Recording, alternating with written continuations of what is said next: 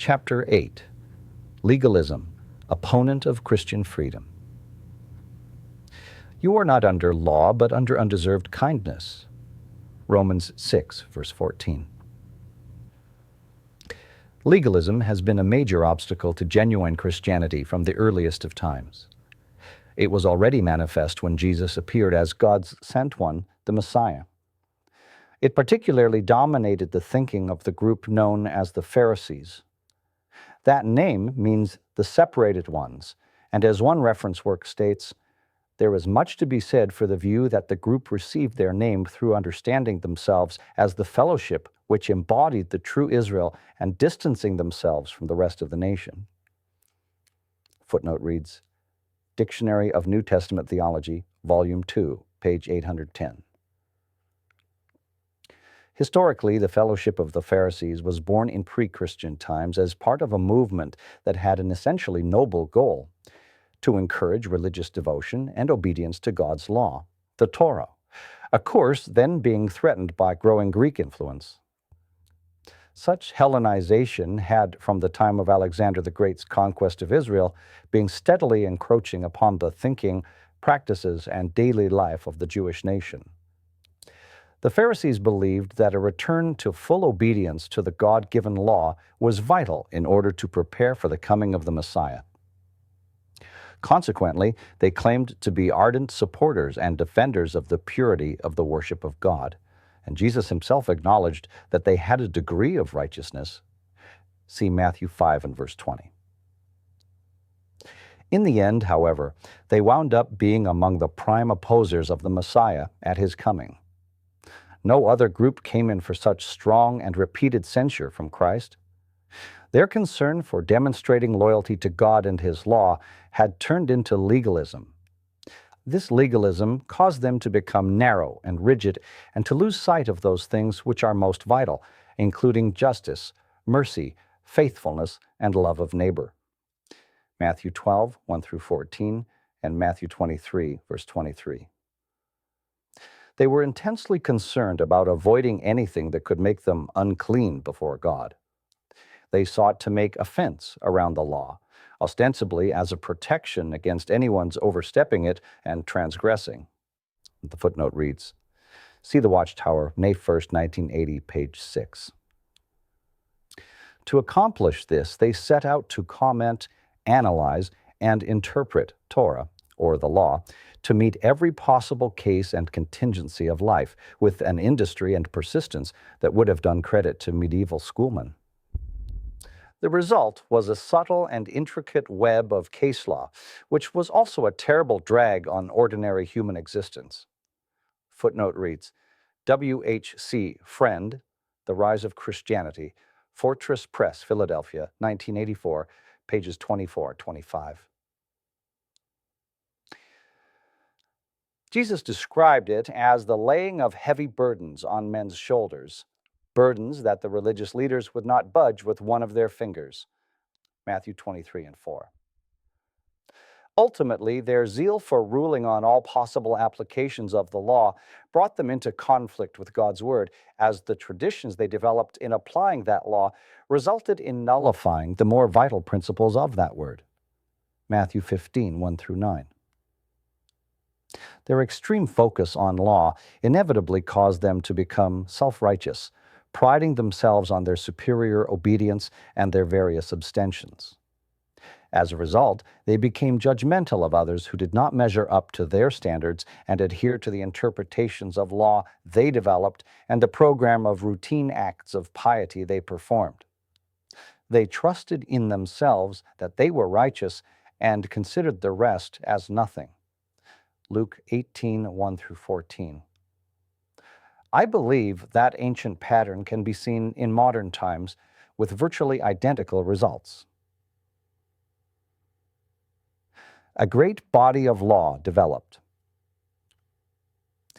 The Watchtower's publications have often spoken in very negative terms about the development among the Jews of a Talmud based on rabbinical interpretations of the Mosaic Law.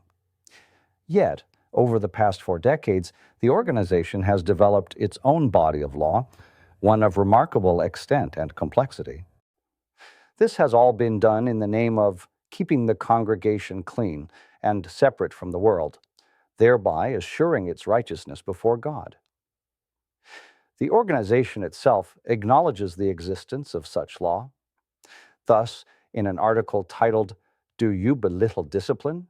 under the subheading, "Disciplined Every Step of the Way," the Watchtower stressed the role of the New World Society, a once popular name for describing the Witness organization, in supplying such discipline, and said, quote, "So it is that by the New World Society's application of the stated scriptural commands, examples, rules, and principles to the issues and problems of life, a great body of theocratic law is being built up."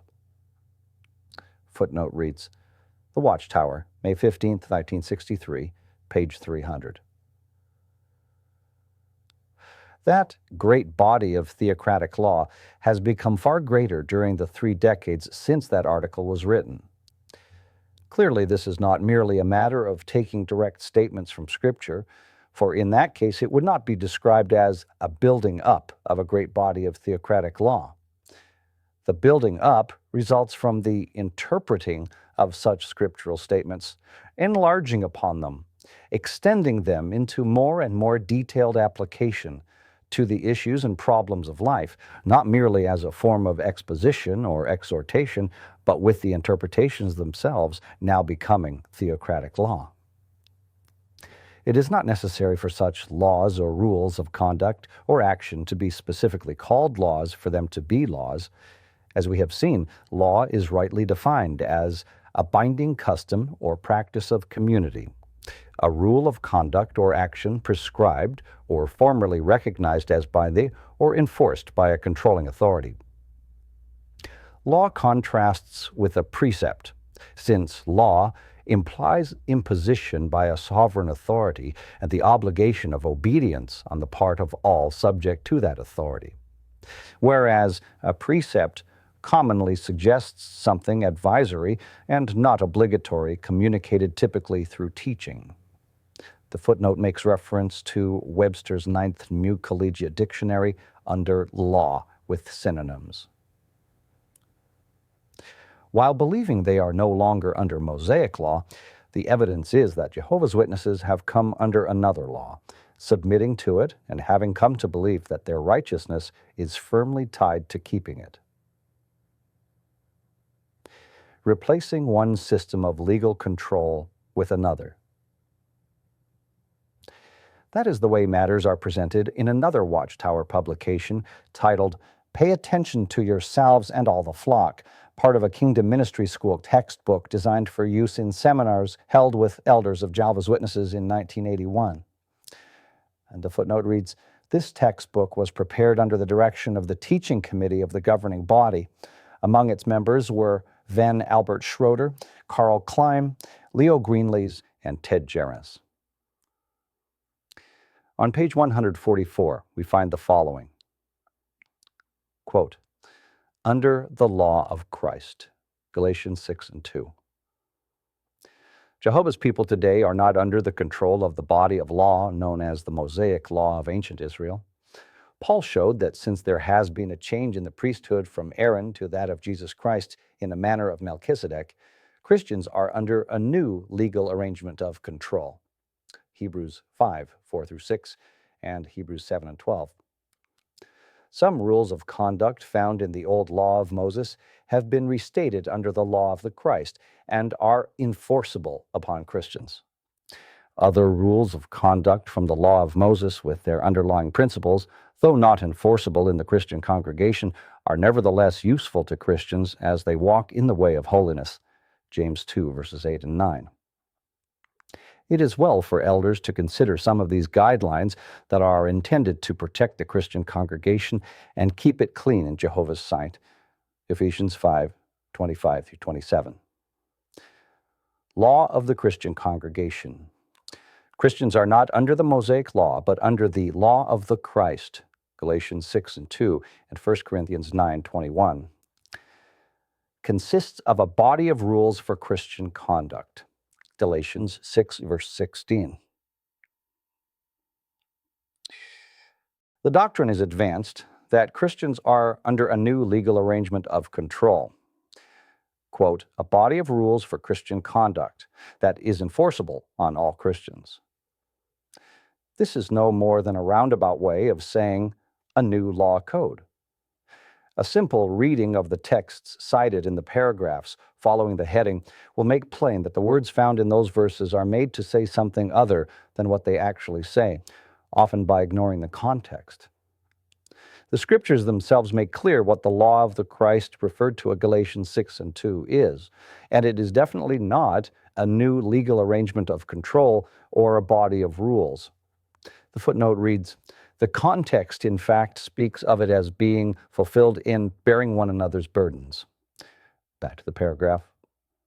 When God brought Christians out from under the law covenant into his new covenant, which change he accomplished through Christ as both mediator and high priest, he did not cause them to pass from one law code to another law code or legal arrangement of a body of rules. His word states that henceforth his law would be written on hearts, not on stone or parchment or vellum or any other writing material. Footnote reads, Jeremiah 31, 31 through 33, and Hebrews chapter 8, verses 8 through 10. The law of the Christ is found in his teachings, his example, and way of life, none of which point to any new legal arrangement of control. His law is instead shown to be the royal law of love and the law of faith, and neither love nor faith can possibly be reduced to or fully expressed by a body of rules and regulations. Compare Galatians 6, verse 2 with Romans chapter 3, verses 27 and 28, and Romans 13, verse 8. Also James chapter 2, verse 8. You cannot legislate love and faith into people's hearts. That is doubtless why the Apostle Paul says that the law is not based on faith, because law, in the sense of a body of rules, is essentially predicated not on faith, but simply upon compliance. Either you do it or you do not. Law-keeping becomes the criterion of righteousness. Those keeping the rules are counted righteous. Those who do not are punished. The footnote reads, Galatians chapter 3, verses 10 through 12, NIV. The superior importance of faith is to that extent obscured. For such serious reasons, the Apostle Paul presented the issue of Christian freedom, including freedom from being under some humanly enforceable religious law system, in the strongest terms, saying, quote, I do not shove aside the undeserved kindness of God, for if righteousness is through law, Christ actually died for nothing. Galatians 2:21. You are parted from Christ, whoever you are that try to be declared righteous by means of law. You have fallen away from his undeserved kindness. Galatians 5, verse 4. To teach that Christians in the new covenant are again under a new legal arrangement of control denies the scriptural teaching that God's law is now written on human hearts, the control being accomplished not by a body of laws, but by Holy Spirit. It negates the Christian freedom that results from being not under law, but under undeserved kindness or grace. This teaching would condemn Christians to death, for by works of law no flesh will be declared righteous, since law inevitably condemns those under it due to their inability to observe it perfectly. Romans chapter 3, verse 20, Galatians chapter 3, verses 10 and 11. It leads to the same self-deception that many under the law covenant fell prey to, that of seeking to establish one's own righteousness by law observance, carrying out the duties imposed by law. Romans chapter 10, verses 3 and 4. It allows for the same boasting and feeling of superiority over others that were typical of those in Jesus' day who stressed a strict holding to rule as defined by their religious leaders, those who took pride in their compliance with regulations. The footnote references Matthew chapter 12, verses 1 through 10, Luke chapter 18, verses 9 through 12, and John chapter 7, verse 49. Worst of all, it minimizes and detracts from the magnificence of God's love in that he gives life not as a reward for observing laws, Mosaic or any other, but as a free gift, accepted by faith, appreciated through love, and responded to by loving acts, but never earned. Romans chapter 3, 21 through 25, Romans chapter 5, verses 15 through 17. In 1976, the governing body of Jehovah's Witnesses decided to make a revision of its manual called Aid to Answering Branch Office Correspondence. The manual served to direct all branch committees of the organization in their handling of problems. The purpose of the revision was so that the manual would contain the more recent decisions of the governing body. Staff members Gene Smalley and Robert Wallen were assigned to draft an updated manual, and they submitted their proposed revision in September 1977, the work having been done primarily by Smalley. The writing committee assigned me to do the final editing of the material. I found the assignment a depressing one. Though familiar with the original manual from past experience, I now felt the full force of the extent to which a legalistic outlook had come to dominate the organization's approach to Christianity. 2 years later, I still had not completed the editing and in fact had made very little progress. I offered to turn over the assignment to someone else, but Lyman Swingo, then the coordinator of the writing committee, said he personally was in no hurry to see the material finished, that, as far as he was concerned, the longer it was left on the back burner, the better. Consider the index of the 114 pages of the proposed material. Under index are the topics discussed in the book: abortion, adoption, adultery, evidence of, alcoholic beverages, alien, amendment, anthems, apostasy, appeal committee, baptism, and under that, military service and retarded person, Bible study, disfellowshipped person, birth control, birthday, blood, blood guild, bribes, bride price, business partnerships, children, and under that, retarded and wrongdoing, church, buying or selling Kingdom Hall, and under that, children, removing name, citizenship, clothing that is proper, committee, common law marriage, conduct with persons of opposite sex, confession, and under that, confession of adultery and confession from elder, consensual marriage, court, dating, death, prolonging of, disassociation, disfellowship, and under that, disfellowship funeral, disfellowship marriage to, disfellowship memorial, disfellowship move into home, disfellowship refusing meeting, divorce, under that, divorce porneal, divorce where difficult, doctor, blood, under that, doctor blood locating, elders, elders formerly disfellowshipped, elders wrongdoing, employment, under that, employment alien, employment armed, employment business partnership,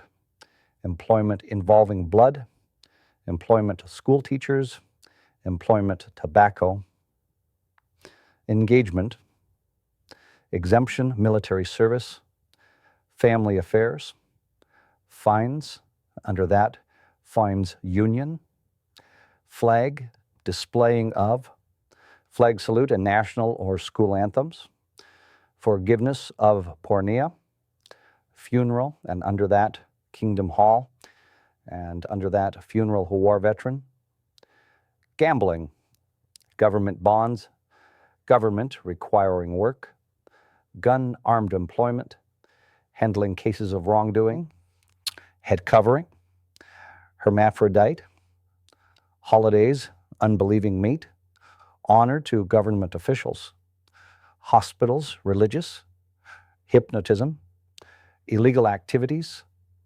illegitimacy, impotence, imprisonment, and under that, imprisonment of elder or imprisonment work, insanity, karate, Kingdom Hall, and under that, buying from church and children attending Kingdom Hall, disfellowshipped persons, Kingdom Hall, financing Kingdom Hall, sowing to church, Kingdom Hall, weddings, Kingdom Hall.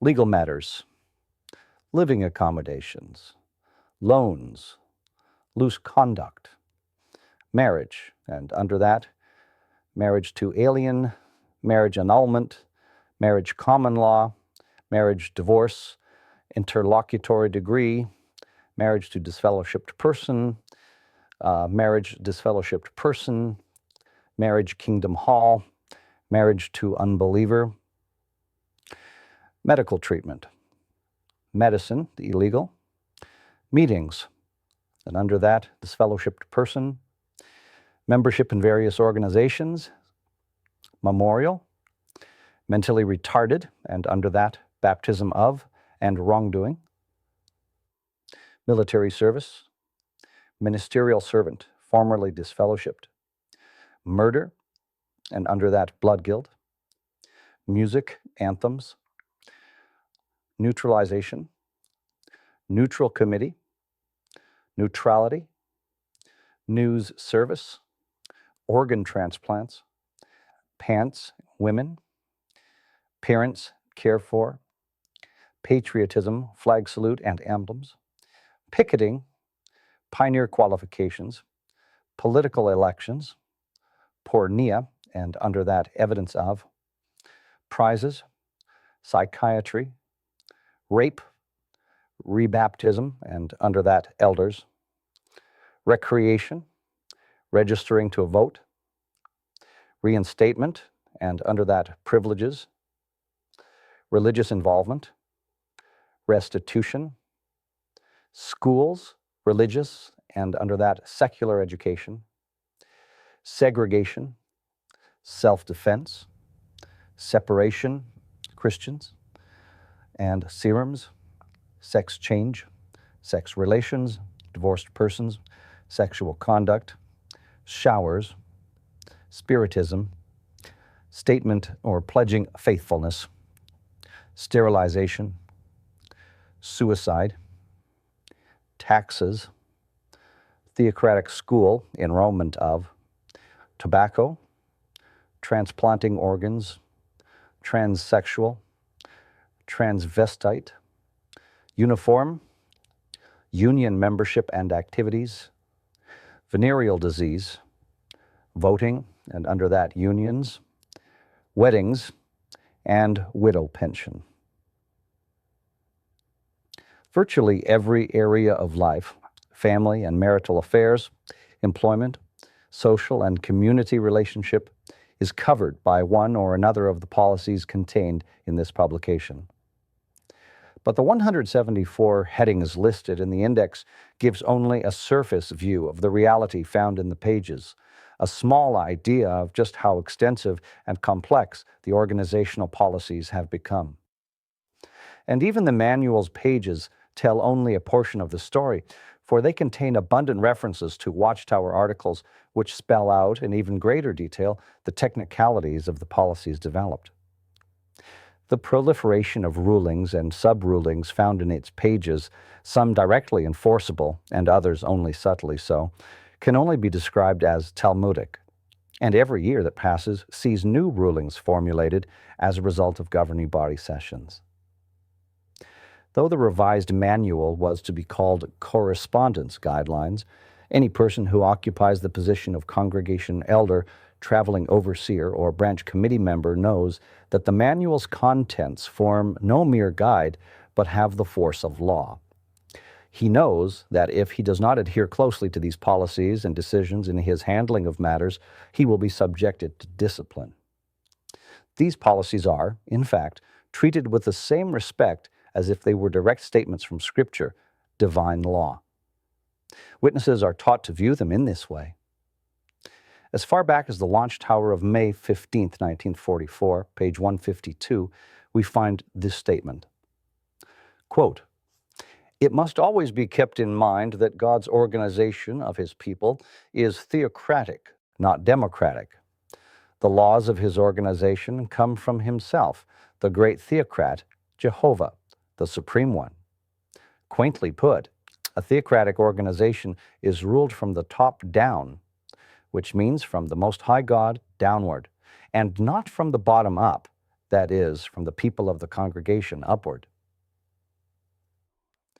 It is quite evident that what is called the great body of theocratic law found today within the witness organization did not originate with the people of the congregation, those at the so-called bottom. The top, from which this body of law emanated, however, was in reality no higher than the leadership of the witness community, its actual controlling authority. Legalism's subtle invasion. The organization's own history shows that basically the so-called great body of theocratic law began its growth during the presidency of the second president of the Watchtower Society, Joseph F. Rutherford, from 1916 to 1942. For during the presidency of the founder of the society, Charles T. Russell, from 1881 to 1916, the organization was notably free of legalism. Following Russell's death and Rutherford's election to the presidency, a totally different tone and spirit manifested itself in the organization's administration. Rutherford was not a person inclined to tolerate disagreement. We have already seen that A.H. Macmillan, a close associate of Rutherford, said that, quote, he would never tolerate anything that would be contrary to what he clearly understood the Bible to teach. This statement reveals not only the propensity for control the society's president had and the enormous authority with which he invested himself, but also that it was his understanding of what the Scriptures taught which determined what all members must be guided by. Those of us among the witnesses who lived during that presidency know that being theocratic came to mean that we would accept virtually without question whatever instructions were received from the headquarters organization. We have seen the manner in which field service became essentially a work of law for all members. This initial step was followed by others as additions to the great body of theocratic law. During Rutherford's presidency, it came to include such matters as the refusal to salute a flag or stand for a national anthem, refusal to accept alternative service provided for those who had conscientious objections to military service, all issues not specifically dealt with in Scripture. If individuals, on the basis of personal conviction, could not conscientiously engage in any or all of these things, then they rightly should abstain. Compare Romans chapter 14, verses 5 through 12, and verses 22 and 23. But none of these matters were left to individual conscience. They now became organizational law, and adherence to that law, in all respects, was required for one to be counted a faithful Christian. Nonetheless, during Rutherford's lifetime, the volume of laws developed was tiny compared to what was to follow. While those failing to follow them were looked down upon as compromisers, no punitive measures such as disfellowshipping were taken toward them on a congregational level. In other areas, only conduct that showed severe violations of morality brought disfellowshipment, and during my early years of association, these expulsions seemed quite rare. There was certainly not the inclination to scrutinize people's lives that later became so common. The major period of theocratic legislation. It was in the 1950s that the real development of what amounts to a complete system of law for Jehovah's Witnesses began. A code of rules and regulations that covers virtually every aspect of life. This came largely as the result of a growing emphasis on the process of disfellowshipping, which surfaced during the preceding decade, particularly from 1944 onward. The footnote reads, The Watchtower, May 15, 1944, pages 151 through 155. These articles discussed such texts as Matthew 18, 15 through 17, 1 Corinthians 6, 1 through 8, and 2 Thessalonians chapter 3, verse 14. They mainly emphasized that the handling of matters of wrong conduct was not to be done by the congregation as a body, as was the case previously, but by authorized theocratic representatives.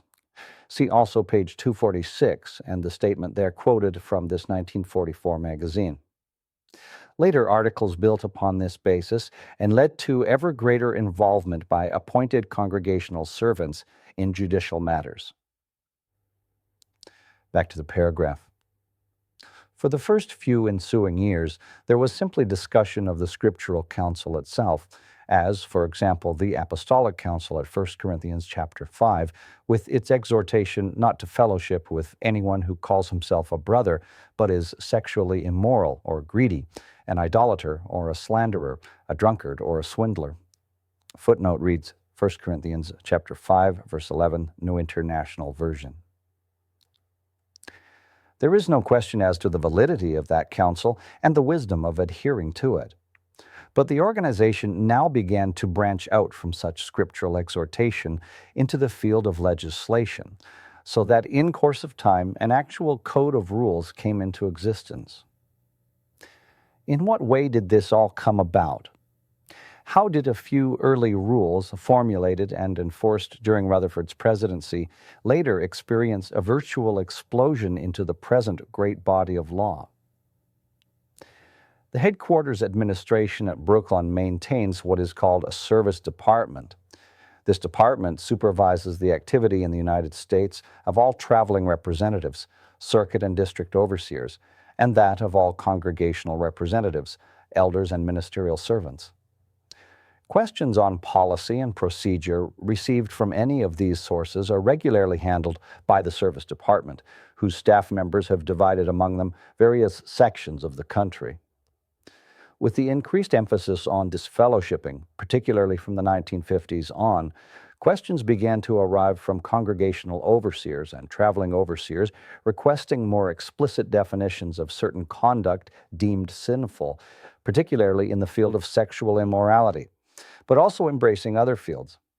The congregational overseers wanted to know what was the society's policy in such cases. What action should the congregation take? Inquiries from these men, therefore, came into the Brooklyn headquarters of the Watchtower. In many cases, the section man of the service department did not feel qualified to supply the definition requested or to lay out in specific terms precisely what did or did not constitute grounds for disfellowshipping in the circumstances involved. The standard procedure in all such cases is summed up in an expression that was used again and again with growing frequency. That expression was, "Send it to Freddie." By Freddie was meant Fred Franz, who was then the Watchtower Society's vice president and the acknowledged principal writer and Bible scholar for the organization.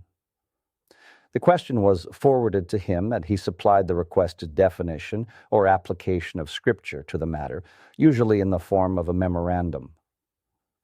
Since, in most cases, the Scriptures themselves contained no specific discussion of the matter in question, much of the answer's content consisted of interpretive reasoning, the reasoning of the vice president. His responses were, of course, subject to approval by the president, Nathan Knorr, even to his veto, though that seems to have been infrequent. There is also no doubt that the manner in which the Service Department presented the issues and their observations made when submitting the questions influenced the replies they received and thus played a measurable part in the policies that actually developed. The Vice President had no first-hand knowledge whatsoever of the circumstances involved in the cases. Furthermore, he had no personal communication with the persons whose lives would be affected by the decisions he rendered. I do not question the sincerity of Fred Franz's efforts in this area, but the result, I believe, illustrates how wrong it is to allocate to any man, not the mere extending of counsel or advice, but the actual deciding of matters that rightfully should rest with the individual consciences of those personally involved. However sincere the Vice President was, it is an undeniable fact that his rather cloistered life at the headquarters from his early 20s onward had largely isolated him from life as lived by ordinary people on the outside, a term frequently used by staff workers at the Watchtower headquarters with reference to life outside their select community. the things being experienced by those who were engaged in secular employment, who had homes and families, knew what it is to be married or to be parents, and had to face problems and difficulties of day-to-day living, as most people face them, formed little or no part of his own experience. From my own personal association with him over many years, it is evident that he was quite detached, or perhaps the expression could be insulated from the reality of life as lived by the average person. He was in no sense a hermit and accepted occasional invitations to people's homes for meals or weekends, but he was always the special guest, someone looked upon as different from ordinary people. Conversation rarely, if ever, dealt with the more mundane aspects of human occupations. I recall one summer in late 1940s or early 1950s when he was at our family home in Kentucky on vacation, as I was also there on vacation from Puerto Rico, and he commented on himself and Nathan Knorr, saying, "Brother Knorr is a practical man. I am a scholar." I'm sure he was not an unfeeling person. Yet in his outlook toward the problems of human living, he seemed somewhat otherworldly, at times almost fatalistic about difficulties and even tragedies. For me, one instance of this was notably impressive. In the 1970s, a nephew of mine contracted a sudden pancreas infection that in just 3 days ended his life. He was only 34. He left behind a lovely young wife and 2 small daughters. At the funeral, which my wife and I attended, the funeral parlor was packed.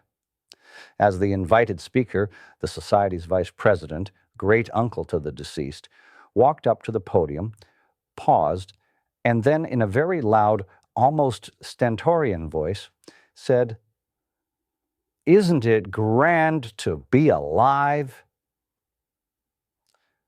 The footnote reads, I still vividly recall the sinking sensation I felt in my heart at this. After that introductory exclamation, for several minutes he discussed effectively and dramatically the meaning of the words at Ecclesiastes 7, 1 through 4. The footnote reads, these verses read, "A name is better than good oil, and the day of death than the day of one's being born. Better is it to go to the house of mourning than to go to the banquet house, because that is the end of all mankind, and the one alive should take it to his heart. Better is vexation than laughter, for by the crossness of the face the heart becomes better. The heart of the wise ones is in the house of mourning. The heart of the stupid ones is in the house of rejoicing." Back to the paragraph. As yet my nephew had not even been mentioned in any way. Then, after approximately 10 minutes, in referring to the words about it being better for us to go to the house of mourning, the speaker said, "And the reason why is that sooner or later we are all going to end up like this." And without turning, he threw his hand backward in the direction of the coffin where my nephew's body lay.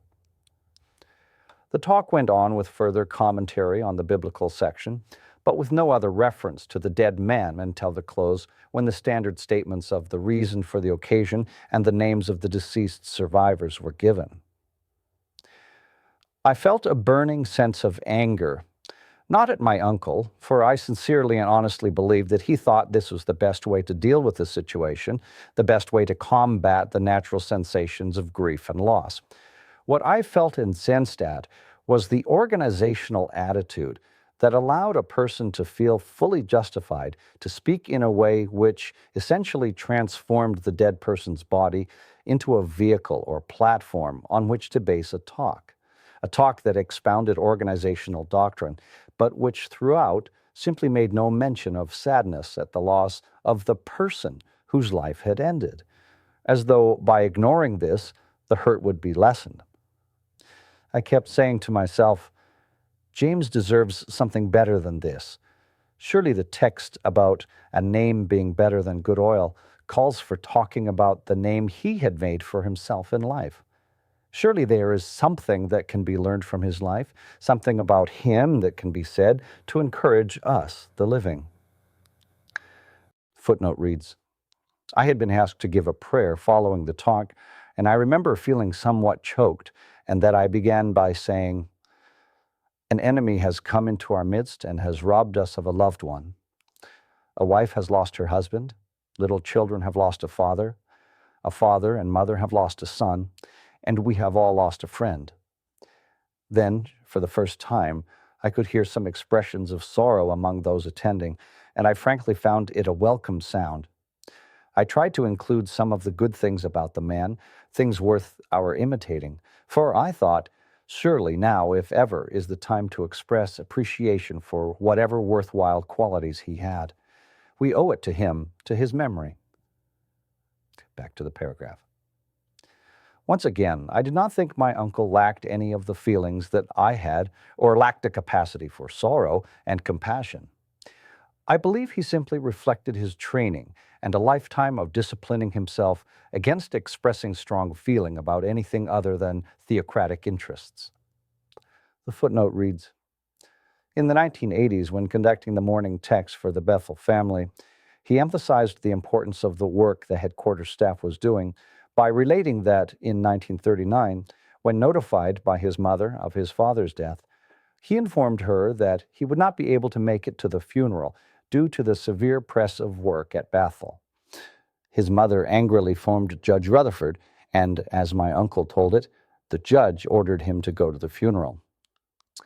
This was said with no evident sense of embarrassment, but rather as illustrative of the importance he gave to his assigned work at Bethel, the house of God. Compare Matthew 15, 3-5. Back to the paragraph. Despite his degree of seminarian otherworldliness and his own recognition of his lack of practicality, he was handed the responsibility of making decisions in a very broad range of areas where he had no personal experience whatsoever, and where the scriptures themselves were essentially silent. To his credit, in one of the early governing body sessions I shared in, he expressed appreciation that such decisions were no longer left to him to make as an individual, and that the responsibility was now shared with others. The footnote reads, nonetheless, when the rightness of earlier positions and policies came into question, he generally argued against change and expressed this sentiment in his vote. Back to the paragraph. Unfortunately, the majority of his fellow governing body members were not much more in touch than he was with the problems of life most people experience, particularly if they had spent most of their life at the Brooklyn headquarters, as many had. The footnote reads, contrary to what some might think, Nathan Knorr inclined to be more reasonable in these areas. He and Fred Franz thus, at times, were on opposite sides of the fence in some of the voting. Out of all the governing body members, only one, Albert Schroeder, knew what it was to be a parent, and even in his case, he did not know what it was to do so as the average working man does, since even after the birth of his son, he continued to be employed by the society in teaching assignments as a Kingdom Ministry School instructor, with his housing and other needs cared for. Back to the paragraph. True, most of these men engaged in at least some door-to-door work among the public and had their social contacts with witness friends living on the outside, but, on the whole, these were somewhat like excursions, quickly over, and then they returned inside to their own self-contained city of Bethel, where all their needs were supplied. At Bethel, their rooms were cleaned, beds made, clothes washed and pressed, meals cooked and served, shoes repaired or suits cleaned and pressed for a nominal fee, and they never had to think of rent, property upkeep and repair, health insurance, or anything more than a minimum amount of taxes. They shared in the good things others on the outside offered them, but rarely, if ever, shared in their difficulties and hardships. In the course of time, the service department, then under the direction of Harley Miller as office overseer, began collating Fred Franz's replies and placing them in binders. They were regularly referred to in handling questions coming in from the field. The department had several volumes of such memoranda accumulated when some years later the president, Nathan Knorr, made one of his periodic inspection visits to the department. Seeing the volumes, Knorr inquired as to what they were. After being informed, he instructed the department to eliminate them, and they were subsequently destroyed. They no longer have those volumes in the service department. They have new ones, composed now of the decisions that the governing body makes, and they use them in much the same way as they used the old ones. Of course, many of the replies supplied by then Vice President Franz had been eventually put in print in the columns of the Watchtower magazine. And there is no question that the basic framework on which the whole system of the great body of theocratic law rests was developed during that earlier period. The governing body generally has done little more than build extensions into that basic framework, or define more specifically certain details found therein. It would be impossible to discuss even a small fraction of the total, but consider here just a few examples. Theocratic law in actual application. The revised manual, to be called Correspondence Guidelines, as it was turned over to me for editing, contained 13 pages on employment, a field of legislation into which the organization had not ventured previous to the 1950s. It began with a statement, found elsewhere in Watchtower publications, that, quote, while an individual's employment can affect his standing in the congregation, it is not for us to tell anyone what kind of work he may or may not do. This sounds nice, but in reality, it simply means that while the organization cannot control or dictate a person's choice of employment, an obvious fact, it nevertheless may censure him for that choice or even disfellowship him for choosing or continuing in an employment that the organization has ruled unacceptable. That is the way it works out in actual practice. The manual, as submitted, contains several pages of examples to illustrate the policies set out. Under the subheading, Work that is not itself unscriptural, but that links one with a wrong practice or makes one a promoter of it, the manual supplied such examples as these. Example: 2 women work as maids on a military base. One is employed in a home by a family, the husband of which is in the military. The other is a maid employed to clean the barracks.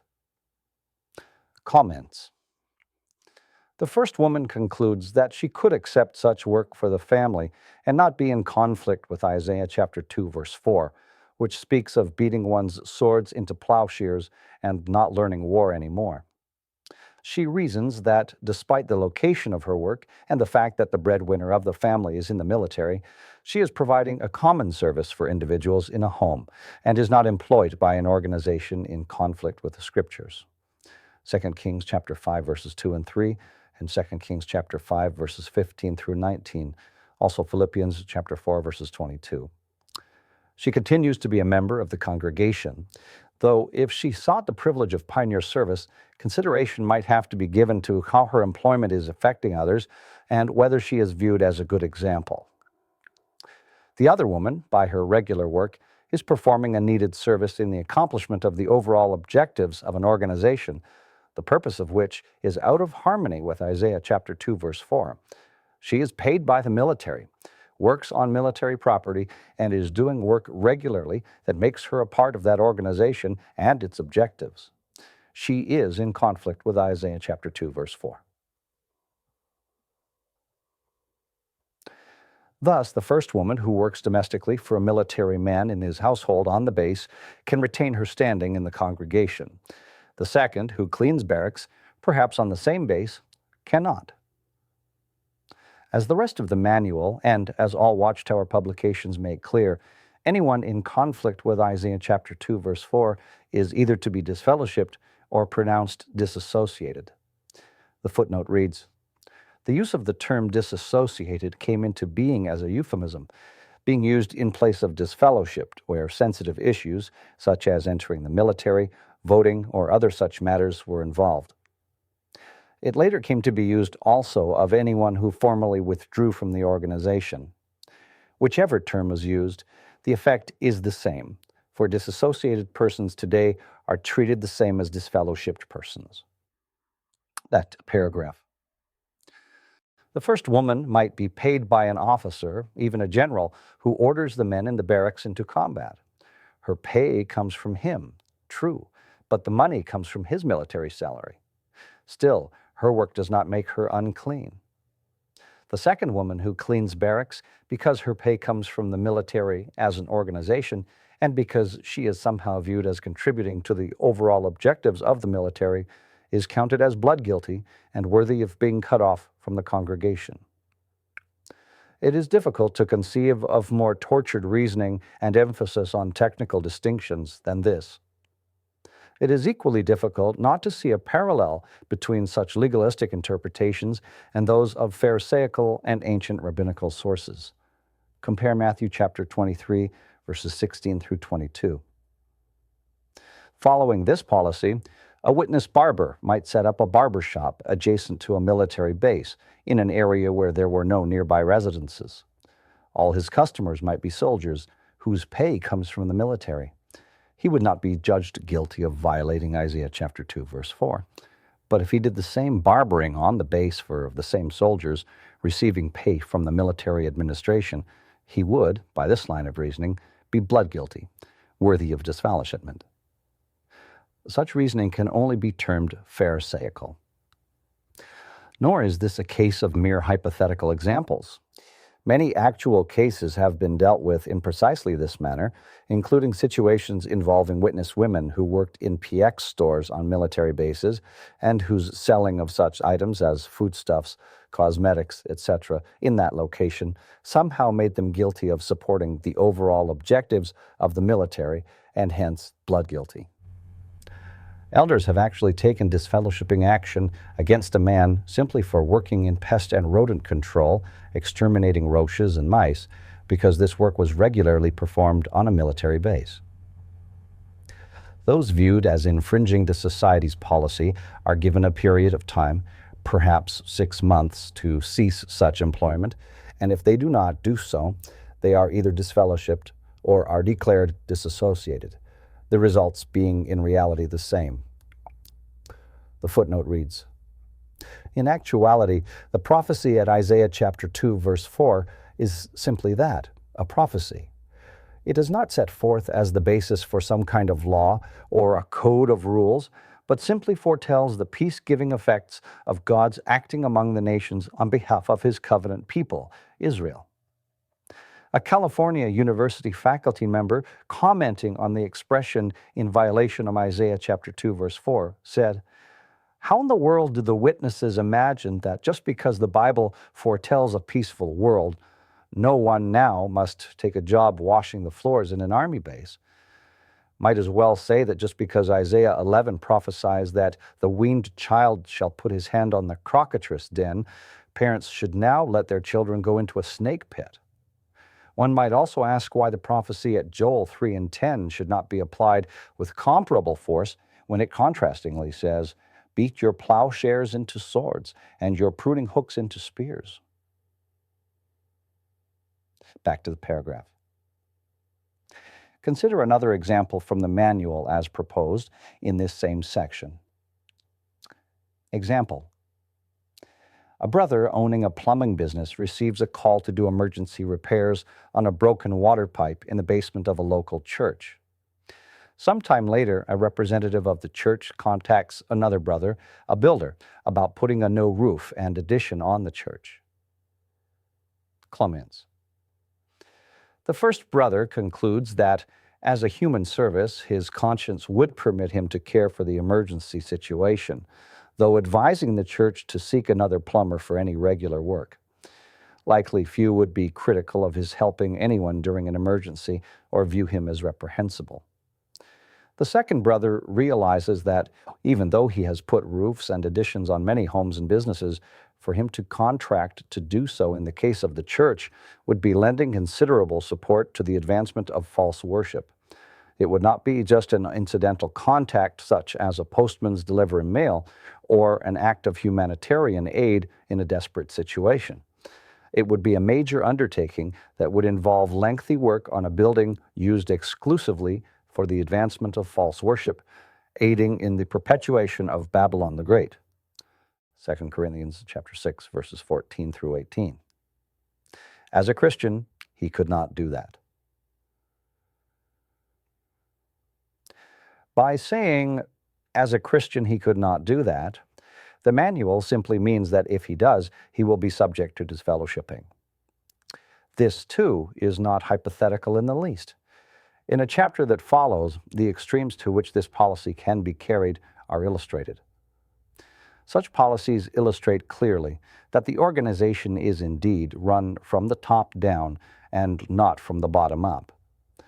What this actually results in is a usurping of the individual's exercise of personal conscience, accomplished by superimposing on his conscience the rulings legislated by the organizational leadership, rulings made binding and enforceable through disfellowshipping decrees.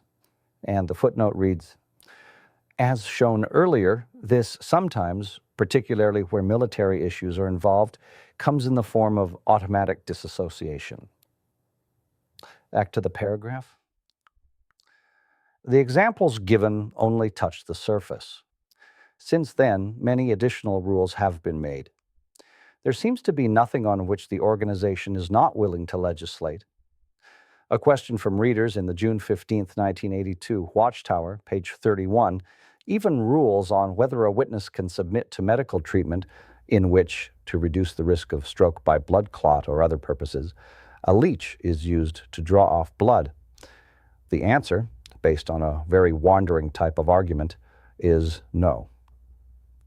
The footnote reads, though saying initially that such use of leeches would conflict with what the Bible says, the only scriptures referred to thereafter are God's words to Noah that humans should not eat blood, Genesis 9, 3 and 4, and his command through Moses that the blood of slain animals be poured onto the ground, Leviticus 17, 10 through 14. Since no human will eat the leech, and no one will likely retain the blood the leech sucks, it is difficult to see what possible connection there is here. Unbalanced thinking. By legalistic thinking, a comparatively innocent minor action can be transformed into a major one of great culpability. In life, there is need for balance, since the rightness or wrongness of many things really comes down to a matter of degree.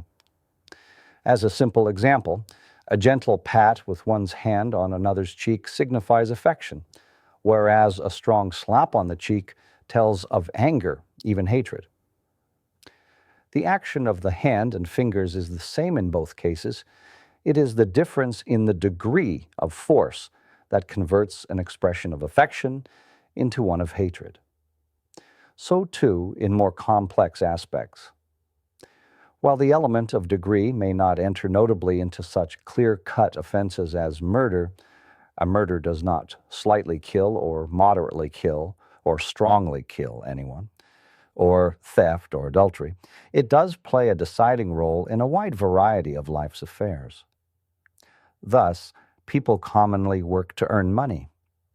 This does not, however, justify classing them as greedy, but if the degree of concern for money passes a certain point, then greed is evident.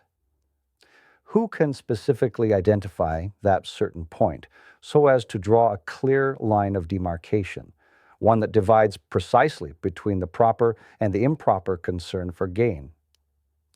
It is only when the evidence clearly points to excess that one can feel justified in assessing another as greedy. This is true in a whole host of matters.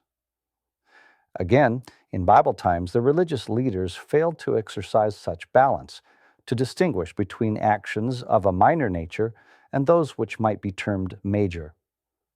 Thus, when they saw Jesus' disciples on the Sabbath day picking grains of wheat, rubbing them in their hands to remove the chaff, and eating them, they accused them of violating the Sabbath law against work.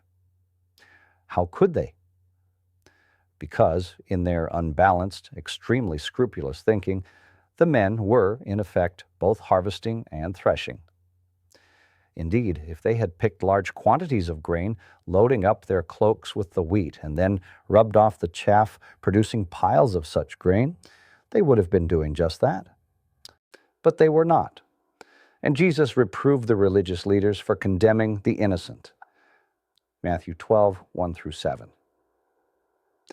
This same unbalanced thinking seems to have been the only explanation for the positions taken by the Watchtower organization in a number of the policies already described. Perhaps nothing demonstrates this more forcefully than does the issue of alternative service to be performed in place of military service.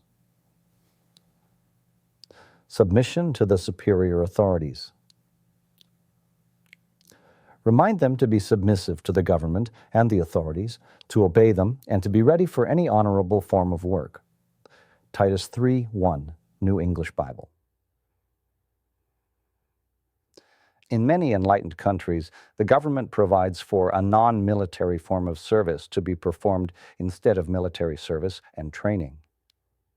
They do this specifically to show consideration for the conscientious objections of some citizens to participation in war or military service, a concession that is surely commendable. In Crisis of Conscience, this subject was discussed in part. Footnote reads, pages 123 to 140. As explained there, the organization's policy was that no witness can accept an order from a draft board or any other governmental agency other than a court to perform alternative service, which generally consisted of hospital work, rendering services to elderly people, work in libraries, in a forest camp, or in some other field that would benefit the community at large. Since any of these is clearly an honorable form of work, why was a witness not to accept it?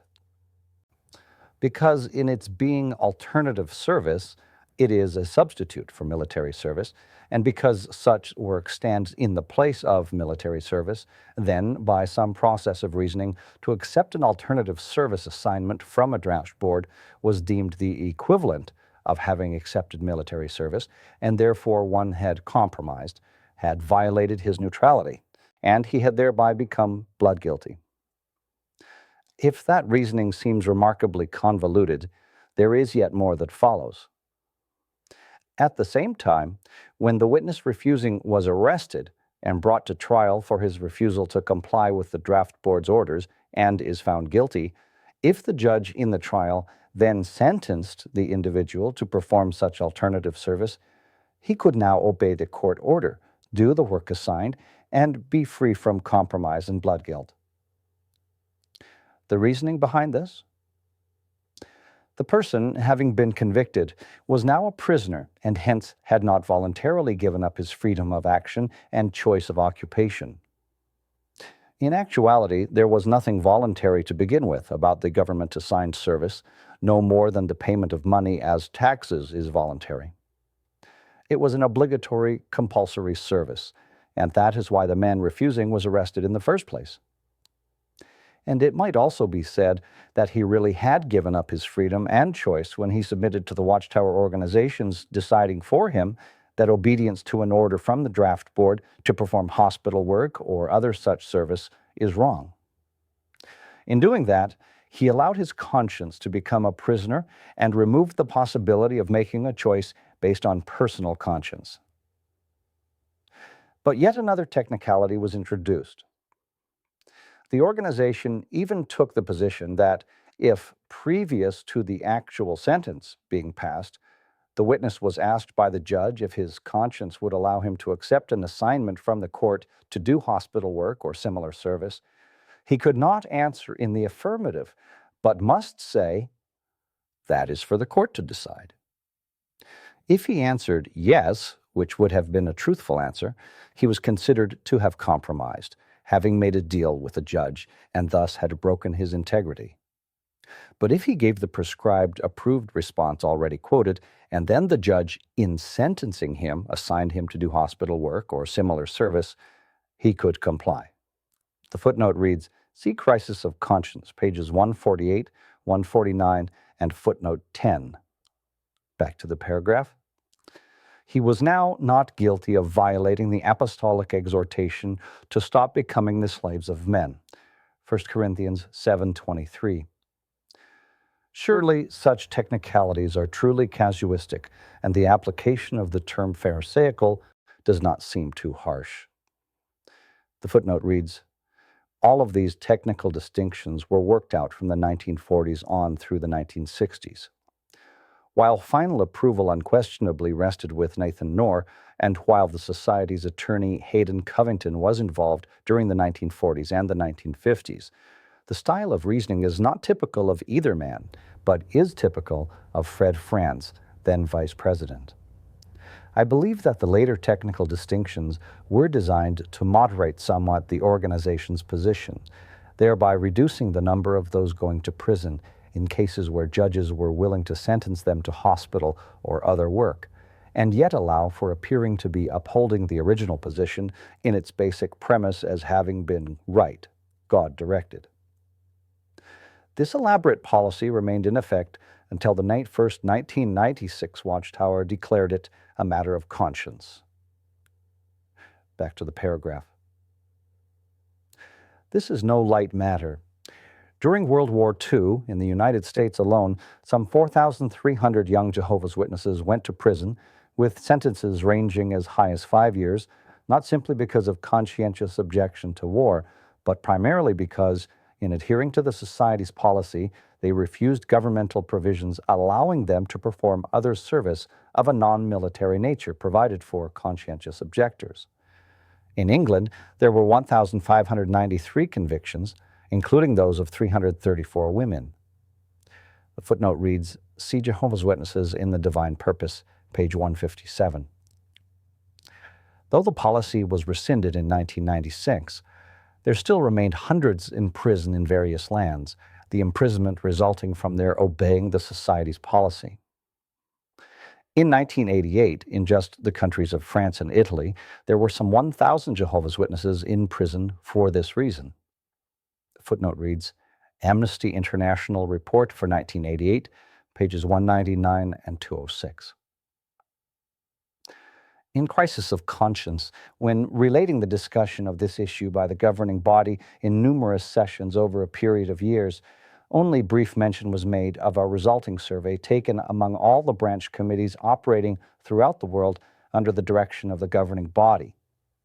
The survey was suggested by Milton Henschel, since, as he put it, perhaps it would reveal that only a relatively few countries had alternative service provisions. If such were the case, then that would militate against the need for making any policy change. Apparently, the fact that men in those few countries were in prison and that other hundreds of men would yet go to prison if the policy continued as it was, would not be of sufficient weight or gravity to make the issue a crucial one. In the survey, the branch committees were asked whether the witnesses in their country understood the reasoning behind the policy and its scripturalness, and also what the committee members' own views were of the existing policy. Since the governing body assigned me to carry out the survey correspondence with the 90 or so branch committees, I have in my files copies of all their replies. The responses received were revealing. Before considering them, I might here quote a portion of a memorandum submitted to the governing body by number Lloyd Berry. Warning against any change in the existing policy, he wrote, quote, "Those who have studied out the matter on the basis of the Bible and who have been through the experience have no question about maintaining a stand of no compromise, unless someone comes along and tries to plant such a question. A change of viewpoint sponsored by the governing body would be very upsetting for these countries and brothers where they have fought for so long in behalf of their uncompromising stand." What do the facts show as to the actual thinking of those affected? Does the picture portrayed in the memorandum fit the reality? The information that follows is fairly extensive, though only a fraction of the whole. I believe it merits the space. The reason is that it so graphically demonstrates the power of indoctrination to cause people to sacrifice liberty, years of life and livelihood, and family association in order to obey something that they do not understand or really believe, doing this purely out of a sense of loyalty to an organization. Anything that produces such a blindly submissive state of mind is fraught with potential danger of even greater consequence. since disagreement with any position of the organization is generally viewed as indicating a lack of loyalty and even a lack of faith and confidence in God's direction, it is not at all surprising that the majority of the committees expressed full support for the organization's policy. What is surprising is the significant number of branch committees that spoke of serious difficulties of witnesses in their country, either as to understanding the policy or seeing any scriptural basis for it. Not that they were not complying with the policy. Witness men were going to jail rather than act contrary to it. But did they feel, as governing body member Barry put it, that there was no question about the policy that led to their being put in prison? Here are direct quotations from the letters sent by some branch committees. From Austria, quote, "Many of the brothers do not fully understand the scriptural position why we should not render such alternative service." From Brazil, quote, "We believe that the brothers would have no difficulty to prove their stand if the work involved direct support to the military machine, say working in a munitions factory or constructing barracks or digging trenches, etc. They would use the same scriptures that they use for objecting to direct military service. The brothers would have difficulty if the work involved building a road for civilian use or work on some agricultural project or other work of that kind." From Italy, quote, "From direct contacts made with the brothers faced with a military service problem, we found that in the majority of cases, they did not understand why they could not accept alternative civilian service. They maintained that no longer being under the direct jurisdiction of the military authorities because of having been assigned to another ministry, they could accept alternative civilian service just as long as they did not engage in any activity having to do with militarism, but doing non-military work, such as in museums or hospitals, etc. They would not be guilty of any violation of their neutrality." From Spain, quote, "As a part of the research for this report, a member of the branch committee spoke extensively with 3 brothers who were exemplary in their neutral stand years ago.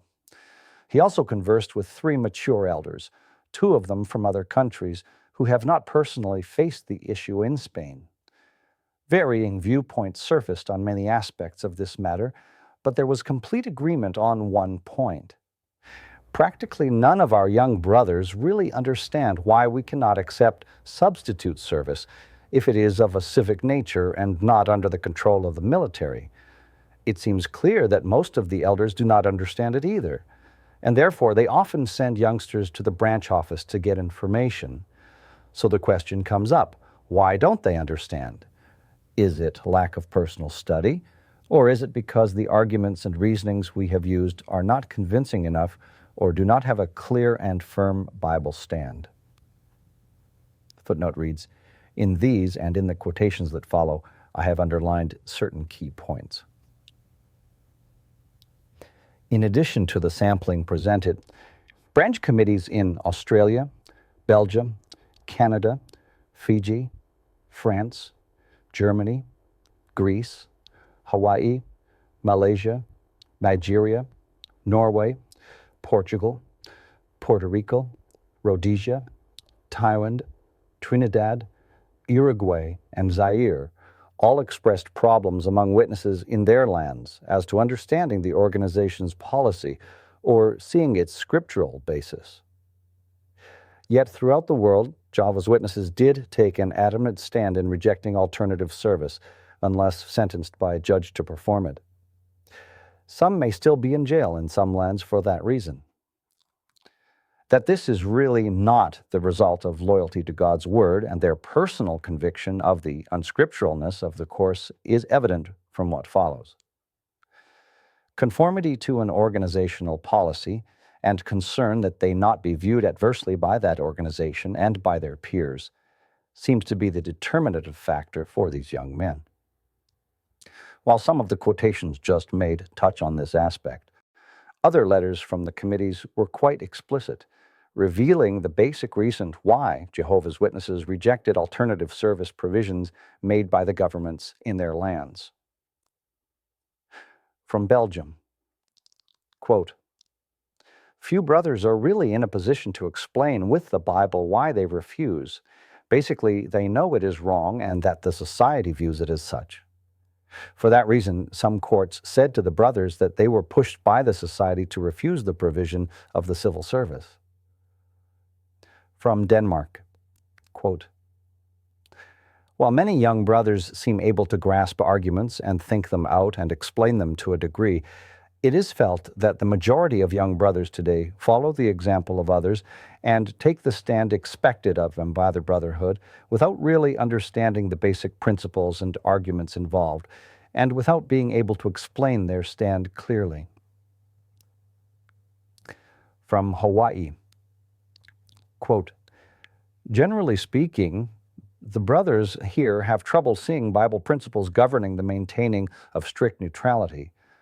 Once they know the society's stand on such issues, they fully cooperate, but do not personally see the principles too clearly upon which our stand rests." From Norway, quote, "The brothers in Norway do not accept civilian work without a court sentence, mainly because they know that this is the society's policy and they are loyal to the society. It is difficult for them to understand why it is wrong to accept civilian work when the work itself is not wrong and condemned by the Bible. They cannot support their stand properly from the Scriptures." From Spain, quote, "When an elder discusses the matter of substitute service with someone, that person generally accepts the position that substitution amounts to equivalence. But this idea is not truly understood. Rather, it is taken to be the organization's viewpoint, and the elders present it as well as they can, and the brothers loyally follow through as they know it is expected of them. But it seems to us that many brothers find our reasoning somewhat artificial." And from Thailand, quote, "From our experience, many in the past have had problems when trying to maintain their neutrality. Many have refused to work out of a kind of group loyalty. They did not know the reason or principle why, but they heard a certain thing was wrong, so they refused." Lloyd Barry's memorandum spoke of planting ideas in the minds of the brothers. The evidence clearly indicates that any planting done was by the Watchtower Society itself, since it is plain that these witnesses would never have arrived at the policy laid down by the organization from their own reasoning and reading of the Scriptures, or as a product of their personal conscience. Nor was it only those of the so-called rank and file or the younger witnesses who had such serious difficulty with the policy. Men on the branch committees themselves found it difficult to support, either on the basis of reason or Scripture. Referring again to Lloyd Barry's memorandum, he also stated, quote, "In this, the issue is not taxation, employment, etc., but compromise. We are agreed that we should not take up arms for the military. Then we should be agreed too that if the military or any other agency asks us to do something as a substitute, therefore, we do not accept the alternative. That is our action. Then, if we are handed over to a court and a judge sentences us, that is his action. We accept the sentence. We have not compromised. We are integrity keepers. It is as simple as all that." Job 27:5. Yet, along with most other witnesses, many of the branch committee members themselves did not find the stated position by any means simple. They saw no logic in the position that it would be wrong to accept a work order from a draft board, but all right to accept the identical order to do the identical work under identical circumstances if that order was given by a court. They did not see how this could be so, inasmuch as these agencies are all simply branches of the same government, of the same superior authority. Thus, the Chilean branch committee pointed out some of the inconsistencies, saying, quote, "If the work itself does not contribute toward the military objective, Does it matter what agency orders that it be accepted? Here in Chile, it is not clear just how independent courts are. This is a military government, and many of the civilians who serve in the cabinet are just showpieces. The military run the show. It is all just one system. From then communist Poland came this expression, quote, "As far as we know, the German brothers take up such work on the basis that the administrative authorities direct them to the work and not the military. Would this mean that they would not take up the same work under the same conditions if the military authorities would direct them to do it? Is it not the same Caesar?" In a very lengthy letter, the Canadian Branch Committee focused especially on this point. Referring to the existing policy as a confusing agency approach, they said, quote, "We feel that officials would find it hard to see where we draw the line. We would complicate matters for them and for the brothers as well. If, for example, we tried to make a point of the draft board or induction center being a part of the political setup, that we are neutral in matters of politics, they would wonder why the courts are not also viewed as an arm of the same governmental political setup. On the other hand, if we try to make it a matter of the agency being a part of the military setup and argue our neutrality from that point of view, they might concede that they appreciate our desire to have nothing to do with the military, but if the actual work assigned is the same, regardless of the agency involved, then what's the difference? We would find that a problem to argue successfully. Today, courts, councils, police, induction centers, and the military are all manifestations of Caesar's authority. All are, in one way or another, his agencies. The matter seemed summed up in this simple question from the Nigerian Branch Committee. Quote, "If something is wrong scripturally, then why should a court order make it all right to do it?"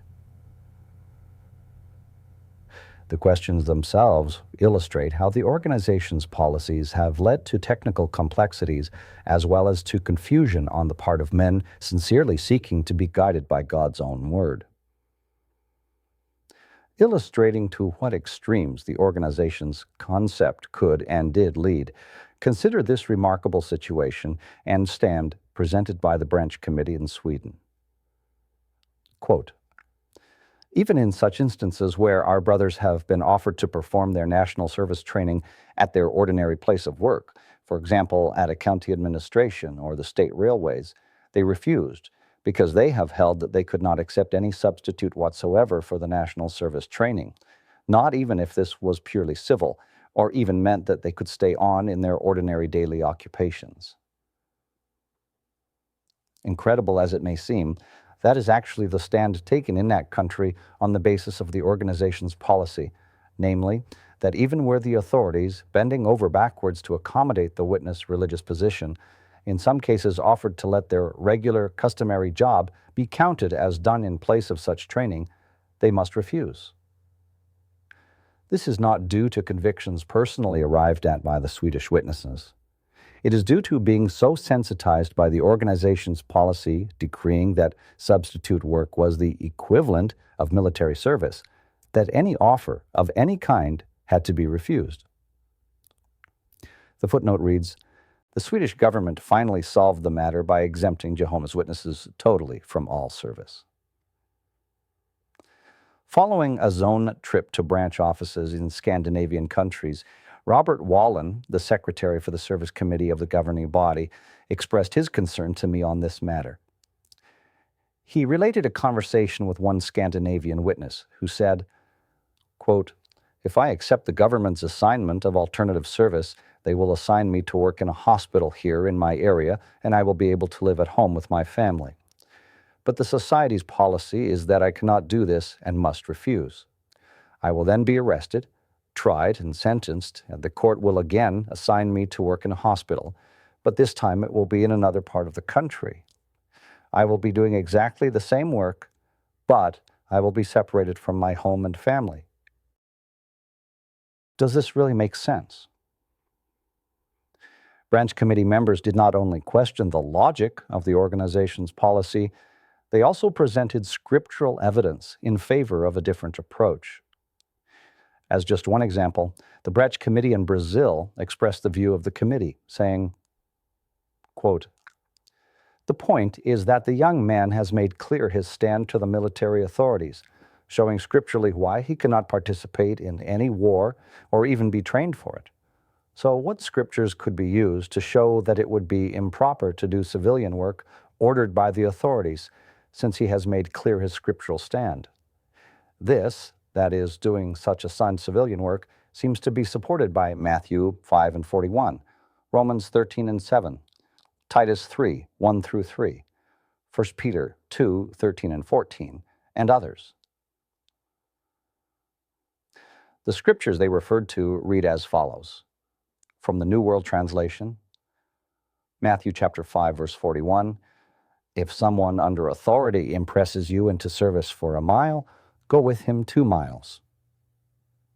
Romans chapter 13, verse 7 reads, "Render to all their dues, to him who calls for the tax, to him who calls for the tribute, to him who calls for fear, such fear, and to him who calls for honor, such honor." Titus chapter 3, verses 1 through 3 reads, "Continue reminding them to be in subjection and to be obedient to governments and authorities as rulers, to be ready for every good work, to speak injuriously of no one, not to be belligerent, to be reasonable, exhibiting all mildness toward all men. For even we were once senseless, disobedient, being misled, being slaves to various desires and pleasures, carrying on badness and envy, abhorrent, hating one another." 1 Peter chapter 2, verses 13 and 14 reads, "For the Lord's sake, subject yourselves to every human creation, whether to kings as being superior, or to governors as being sent by him to inflict punishment on evildoers, but to praise doers of good." Reading the letters of these branch committee members, I could not help but contrast the thoughtfulness and breadth of viewpoint many of their expressions revealed, as compared with the narrowness and rigidity of the assertions made by several of the governing body members. I had already submitted to the governing body a 14-page, carefully documented discussion of the biblical and historical evidence relative to submission to governmental authority when that authority orders a citizen to perform a certain work or service of a non-military nature. Among other things, I felt that the evidence clearly showed that performance of such service came within the scriptural designation of taxation, since taxation from ancient times has included compulsory forms of labor. As just one example, at 1 Kings chapter 5, verses 13 through 18, we read of Solomon's bringing up those conscripted for forced labor out of all Israel. The Hebrew expression rendered forced labor is the word mas, meaning compulsory labor. When the translators of the Septuagint version of the 3rd century BC translated this Hebrew term, not only here but in other texts where it appears, what Greek term did they employ? They rendered it by the Greek term phoros. That is the identical term used by Paul at Romans chapter 13, verse 6, when he speaks of paying tax to the superior authorities. Footnote reads, "It may also be remarked that Paul is notable among the writers of the Christian scriptures in his frequent use of the Septuagint renderings when quoting from the Hebrew scriptures, and this is particularly true in his letter to the Romans." Back to the paragraph. While the term can and undoubtedly does in most cases apply to a money tax, it is in no way restricted to this, as the Septuagint's use of it for compulsory labor forcefully demonstrates. Footnote here reads, "The November 1st, 1990 Watchtower, page 11, gives a typically one-sided presentation of the matter, stating that Paul's references to tax and tribute at Romans 13 refers specifically to money paid to the state. It cites Luke chapter 10, verse 22 as proof, as if the single reference to a monetary tax there is binding on the sense of phoros everywhere." Evidently, the writer made only a cursory study of the subject, yet writes with great definiteness. Even the organization's own Kingdom Interlinear translation acknowledges the breadth of application of the term pharos. For the term's basic meaning, its interlinear reading shows not money paid or even tax, but simply the thing brought. The thing brought could have been money or produce or service in the form of compulsory labor. In biblical times, tax could and did involve any of these. Back to the paragraph. I regret that in view of its lengthiness, it is not possible to present here the complete discussion and the scriptural, historical, lexicographical, and etymological documentation provided. What was the result of all this? Remember that any decision made would affect the lives of thousands of persons. The existing policy had already resulted in imprisonments representing tens of thousands of years. Again, I believe the way the matter was handled is remarkably revealing. It illustrates dramatically the way long-standing traditional policies can exercise overruling power on the thinking of men who have declared their determination to let God's word be their sole and supreme authority. The governing body met and discussed the issue in 4 separate sessions, extending from September 26th to November 15th, 1978. In all these 4 days of discussion, the letters submitted received only cursory attention. None of the arguments or questions received careful analysis or point-by-point discussion, and this was equally true of the 14 pages of biblical and historical evidence I had personally supplied. The meetings were typical of most governing body sessions in that there was no particular order of discussion, no systematic consideration of one question or point at issue before moving on to consideration of another point at issue. Discussion could jump, as it typically did, from one aspect of the problem to another entirely different and relatively unrelated aspect. One member might conclude with the question, what scriptural basis is there then for saying that because service is alternative, it therefore becomes the equivalent of what it substitutes for? The next member, recognized by the chairman, might take up a totally different point, leaving the previous member's question hanging in midair. Footnote reads, the question of substitution equaling equivalency had been raised in the letter from Belgium that initiated the whole discussion. The writer, Michael Weber, was an elder who had visited witnesses in prison in his country and realized their inability to grasp the reasoning behind the society's policy. Among other things, he asked why, after refusing a blood transfusion, we did not consistently also refuse any substitute given in place of blood. Should not the reasoning apply in the same way? Returning to the paragraph. Those favoring retention of the existing policy referred to the branch committee letters primarily to discount their importance. Thus, Ted Geras said, quote, regardless of what the brothers may say, it is the Bible that guides us. He then went on to discuss some points, not from the Bible, but from certain Watchtower articles dealing with the issue. Yet many of the branch committee men had brought up serious points from the Bible, and these had neither been refuted nor clearly answered, at least not to the satisfaction of the majority of the governing body members themselves, as subsequent voting revealed. Ted Geras, however, urged that we should ask ourselves, quote, just how much of a problem it is all over the world. He asked this because the survey showed that the majority of the countries had no provision for alternative service. Acknowledging that perhaps 100 or so are disfellowshipped as a result of the existing policy, he asked, quote, what of all the other brothers in the worldwide organization who rejected alternative service, and what of the suffering already undergone by those who took such a stand? This question would seem to say that because a past wrong view caused considerable suffering, this would somehow justify the continuance of the wrong view and the suffering it would continue to produce. It exemplifies how traditional policies can, in the minds of some, override both Scripture and logic. As a further reason for maintaining the policy that led to this suffering, he added, quote, if we allow the brothers this latitude, we will have serious problems, similar to those where latitude is shown in matters of employment. In reality, the only problems that latitude in matters of employment had produced were problems for those seeking to maintain tight control over the activities of fellow Christians.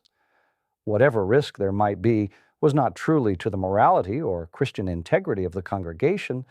What was at risk was the exercise of ecclesiastical authority. Indicative of this, the Society's president, Raymond Franz, also expressed doubt as to the weight to be given to the expressions of the branch committee members. He reminded the body that he had not voted in favor of the worldwide survey and then, sharply increasing the force of his tone, asked, "Where does all this information come from anyway? Does it come from the top down or from the bottom up?" He said that we should not build our decision around the situations found in different countries. As noted, this phrase regarding top and bottom was not new to me. As recently as 1971, in a Watchtower article, Raymond Franz had used it along with reference to the rank and file members of the organization. But the whole tone of the discussion was extremely upsetting to me, particularly such expressions as, "if we allow the brothers this latitude." When recognized by Chairman Klein, I reminded the members that it was the governing body's decision to write the branch committee members, that those men were among the most respected elders in their respective countries, and if we could not give weight to their expressions, then to whose expressions could we do so? I felt compelled to add that my understanding was that we considered ourselves as a brotherhood and had no reason to look on ourselves as the top of anything, that we should even find the concept personally repelling. What then was the final outcome? At the October 11th, 1978 meeting, of the 16 members then on the body, 13 were present and 9 voted for a change in the traditional policy. 4, Henschel, Jackson, Klein, and Raymond Franz, did not. This not being a 2/3 majority of the total membership, no change was made. On November 15th, the vote showed 11 of 16 in favor of a change, a 2/3 majority. The motion voted on was one of several suggested and happened to be one that I had submitted. It read, quote, "Motion, that where the superior authorities in any land acting through whatever constituted agency they use, order a brother to perform some form of work, whether because of his conscientious objection to military service or for other reasons, there will be no congregational action taken against such a brother if he submits to that order, provided always that the work he is ordered to do is not in violation of direct commands or clear scriptural principles found in God's Word, including that at Isaiah chapter 2, verse 4, Matthew 5 and 41, Matthew 22 and 21, 1 Corinthians 13, 1 through 7, 1 Peter 2, 17, Titus 3 and 1, and Acts 5 and 29. We will continue to exhort our brothers to guard against becoming a part of the world, and that in whatever circumstances they find themselves, they must keep God's kingdom foremost, never forgetting that they are slaves of God and of Christ. Thus, they should seek to avail themselves of any provision that allows them the greatest freedom to use time, strength, and funds for that kingdom. John 15, 17 through 19, Acts 25, 9 through 11, 1 Corinthians 7, 21 and 23. A 2/3 majority had voted in favor of the motion. But the 2/3 majority did not last long. During a momentary break in the session, a member remarked that there evidently was going to be a change in the vote. He quoted President Franz, who was among those not favoring any change, as saying, "It isn't over yet. Barry has had second thoughts." Lloyd Barry had been among the 11 voting in favor of the motion. Why the change? Since the decision could make the difference between men going to prison or not going to prison, I think it is enlightening to realize just what sort of things can happen in a religious body holding power to affect the lives of thousands of persons. You will note that in the cited text at the end of the first paragraph of the motion, the citation 1 Corinthians 13, 1 through 7 appears. I had meant to put Romans 13, 1 through 7. But perhaps because of familiarity with Paul's well-known description of love in 1 Corinthians chapter 13, I mistakenly wrote it down as I did. Someone called the matter to my attention during the intermission, and the body was informed of the need to correct this one reference. When we reconvened, however, Lloyd Barry stated that he would not vote in favor of the motion with Romans chapter 13 listed in the citations. Given the opportunity to speak, I suggested to Lloyd that we could simply eliminate the reference completely, or even remove all the cited texts if need be, to make the motion acceptable for him. Without explaining the basis for his objection, he said he would still not vote for the motion and that he was withdrawing his previous vote. Other members endeavored to find some conciliatory adjustment, but were unsuccessful. Though no provision had existed for withdrawal of one's vote after a motion had passed, we acceded to Barry's action. The 2/3 majority was gone.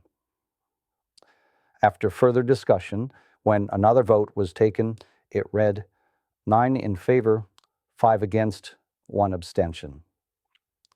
The footnote reads, Lloyd Barry had left on some business matter and so was not present for this vote, made necessary by his withdrawal of his previous vote. The 5 voting against change were Carrie Barber, Fred Franz, Milton Henschel, William Jackson, Carl Klein. Ted Jarratz abstained. See also Crisis of Conscience, page 135. And back to the paragraph. Though still a definite majority, it was no longer a 2/3 majority.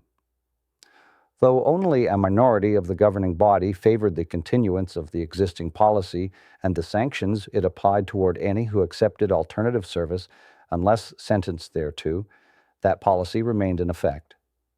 Year after year, hundreds of men submitting to that policy, although neither understanding it nor being convinced of its rightness, would continue to be arrested, tried, and imprisoned, because one individual on a religious council changed his mind.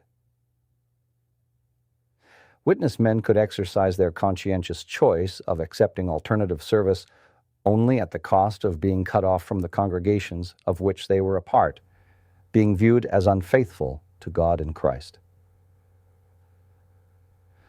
Surely such instances make clear why no Christian should ever be expected to mortgage his conscience to any religious organization or to any body of men exercising virtually unlimited authority over people's lives. I found the whole affair disheartening, tragic. Yet I felt that I learned more clearly just to what ends the very nature of an authority structure can lead men, how it can cause them to take rigid positions they would not normally take. This case illustrated the way in which the power of tradition, coupled with a technical legalism and a mistrust of people's motives, can prevent one from taking a compassionate stand. The matter came up on one other occasion, and the vote was evenly split. Thereafter, it was dropped, and for most members it seemed to become a non-issue. The organization, following its voting rules, had spoken. The branch committee's arguments need not be answered. They could simply be informed that nothing had changed, and they would proceed accordingly. The men in prison would never know that the matter had even been discussed, and that consistently half or more of the governing body did not believe that they needed to be where they were. Illustrating the frequent flaw of inconsistency found in such reasoning is the way a parallel issue was handled later. It originated in Belgium, the country from which the whole issue of alternative service had arisen. The Belgian branch office asked for a ruling on another issue.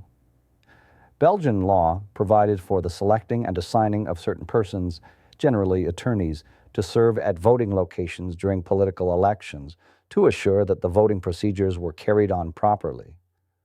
The branch committee wanted to know if this was permissible for witness attorneys. Remarkably, the governing body ruled that to serve in this manner would not disqualify one as an approved witness, though it is difficult to imagine an assignment that would place one in closer contact and involvement with the political process than this. Generalization and categorization. Another hallmark of thinking legalistically is the practice of generalizing and categorizing. That is, because certain aspects of a matter are bad, the tendency is to generalize by saying that the whole thing is bad. This is essentially the same kind of unwarranted generalizing which categorizes a whole national or racial group as contaminated because a percentage of individuals within that group or race are guilty of some wrongdoing or wrong attitude. By this generalizing, people of such nationality or race are viewed as criminally inclined, or dishonest, or lazy and unreliable, or greedy and crafty, simply because the whole is judged on the basis of the part. Prejudice is the result, and it betrays shallow thinking. It takes care and judgment to estimate people as individuals, person by person. Loving them all together in the single category is obviously easier. It is also grossly unfair and illogical. In governing body sessions, I began to realize to what extent decisions were based on a similar kind of unwarranted generalizing and categorizing. In so many of the policies developed, focus was placed on organizational membership rather than on what an individually actually did or was. If some fault could be found with a part of a particular organization's practices or standards, often the whole organization and everyone in it was condemned and viewed as a taboo area for witnesses. This approach allows for viewing all other professed Christian religious affiliations as intrinsically bad. By finding fault with certain of the religion's teachings, the religion in its totality can now be viewed as unclean, and any person affiliated with it is also unclean, outside God's favor. This approach makes even membership in the YMCA a disfellowshipping offense. Footnote reads, The Watchtower, January 1st, 1979, pages 30 and 31. The fact that I think there is something unchristian in a religion hardly gives me the right to judge all its members as totally unacceptable to God. This is following the principle of guilt by association, a principle that was used against Jesus by religious leaders. Compare Matthew 9:11 and Matthew 11 and 19. Following this principle, it does not matter what kind of person the individual may be, what his personal beliefs are, how much devotion he personally shows to God's Word, how high the standards are by which he lives. Unless he ceases affiliation with any of such religious groups and takes up membership within Jehovah's Witnesses, he will be destroyed by God at the time of the Great Tribulation. Paradoxically, when individuals associated with Jehovah's Witnesses find some of their own organization's teachings to be unscriptural or its practices to be unchristian, they are told that they should not be overly critical, should not expect perfection, should stick with the organization, waiting on God eventually to clear matters up. Generalizing and categorizing are particularly prominent in matters of employment, as has been seen. In many cases, the factor that determines whether a particular employment is ruled acceptable or not is not what the work performed actually is, but whether it is supervised by, paid by, or performed on the property of a religious organization or military organization. At Romans chapter 13, verse 4, the Apostle Paul wrote of the superior authority of government. Quote, "It is God's minister to you for your good. But if you are doing what is bad, be in fear. For it is not without purpose that it bears the sword, for it is God's minister, and avenger to express wrath upon the one practicing what is bad." The sword of the superior authority in Paul's day was the military, for there was no separate police force operative in his time. The purpose of the Roman army in Palestine was to maintain the Pax Romana, and in doing so it served particularly as a force for peace and order, taking action against lawbreakers. It may be noted that in Paul's own experience, it was the military that rescued him from the angry mob in the temple area. It was the military that protected him from an assassination plot and provided him safe conduct to Caesarea. The footnote reads, Acts 21, 35 through 40, Acts 23, 16 through 35. To this day, military forces often are more active in maintenance of law and order in times of crisis than they are in warfare. In the Dominican Republic, during my years of service there, many occasions arose when the danger of riots and violence got beyond police control, and it was the military forces that were then brought in to serve as the prime peacekeepers. While one may rightly feel conscientious objections to the wrongs involved in military aggression and bloodshed, and to participation in these, that does not justify a refusal to recognize any beneficial service performed by military forces, or provide the basis for categorizing everything connected with the military as inherently, automatically, and totally bad, so that any contact therewith is contaminating, making one blood guilty. The same is true of politics. It is easy to convert this term into a synonym for all the unsavory aspects appearing in human rule. The divisiveness and selfish ambition typical of much political campaigning, with its slurs and smears, along with the hypocrisy, corruption, and tyranny that are all too often to be found in political systems, can be used by this equation to classify as automatically bad anything to which the term political can be attached. It is this same blanket condemnation and categorization that produced the organization's policy in Malawi with its calamitous results. Footnote reads, see Crisis of Conscience, pages 145 through 148. Back to the paragraph. But politics basically means government, and the scriptures teach that government definitely has a beneficial aspect. According to Watchtower policy, if a witness were ordered by the government to serve as the secretary of some government-arranged community administration, as took place in the Philippines with its system of the Barren Days, he must refuse, even at the risk of fine or imprisonment, to avoid disfellowshipment.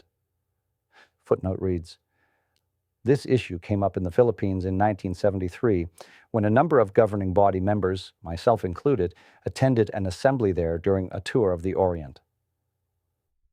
Back to the paragraph. This is difficult to harmonize with the attitude of Daniel and his three companions during the political rule of the Babylonian and Medo-Persian empires. Not only did Daniel accept appointment to a high position in the Babylonian political structure, he actually requested administrative positions for his three friends. See Daniel 2, 48, 49, and Daniel 5 and 29. This was not some display of a lack of integrity, for they proved themselves willing to face death rather than be disloyal to God. Daniel 3, 8 through 18. In the matter of serving in the government or political structure, they showed conscientious discrimination, not blanket categorization. Christians today can also reject the bad and shun it, while still recognizing whatever good there may be. I could not conscientiously share in political campaigning with its divisive, aggressive tactics. Yet that does not cause me to view anything as automatically and intrinsically evil simply because it bears the name political. With regard to Daniel and his three companions, there is additional evidence of their ability to distinguish what was truly an issue and what was not. This is in connection with the names that were assigned to them by the Babylonians. If not in all, then at least in some cases, those names included the names of Babylonian gods. The footnote reads, Daniel chapter 1, verses 6 and 7, see Insight on the Scriptures under Belteshazzar, Shadrach, Meshach, and Abednego. Back to the paragraph. Nebuchadnezzar himself is shown as specifically saying of the name assigned to Daniel, Belteshazzar, that this was after the name of my God. Daniel 4, 8 and 9.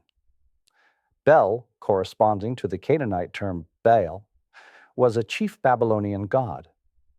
I seriously doubt that any of Jehovah's Witnesses would have responded if addressed by a name assigned him by a pagan source and having any connection whatsoever with the name of a false god.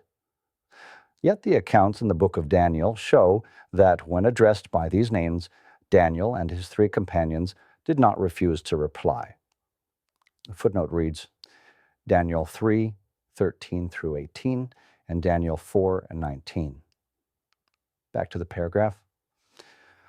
I think of this when recalling some of the extreme measures witnesses have felt obliged to take to demonstrate strict neutrality, complete separateness from the world, primarily as a result of the organization's highly sensitizing them by its categorizing policies.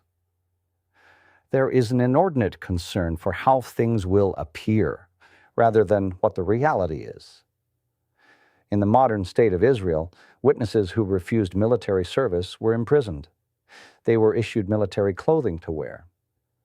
Whatever the appearance may have been, the reality was that they were prisoners due to their stand. Nonetheless, they refused to wear the garments, and some even went around in their underclothes rather than put on such clothing. One governing body's suggestion was that they might wear it turned inside out to register their objection. Yet, how much more is a name viewed as an identification than is a uniform? And Daniel's responding to the name Belteshazzar could not but come to mind. He knew that this appellative did not change what he was, and when a genuine issue arose, was willing to demonstrate what he was, though it meant facing death in a den of lions. Daniel 6, verses 6 through 23. Had he been governed by Watchtower indoctrination and policy, he surely would not have displayed such a balanced, discerning viewpoint. Somewhat related is the way in which the Watchtower organization now uses abstention from celebration of various holidays, or even birthdays, as evidence of superior righteousness.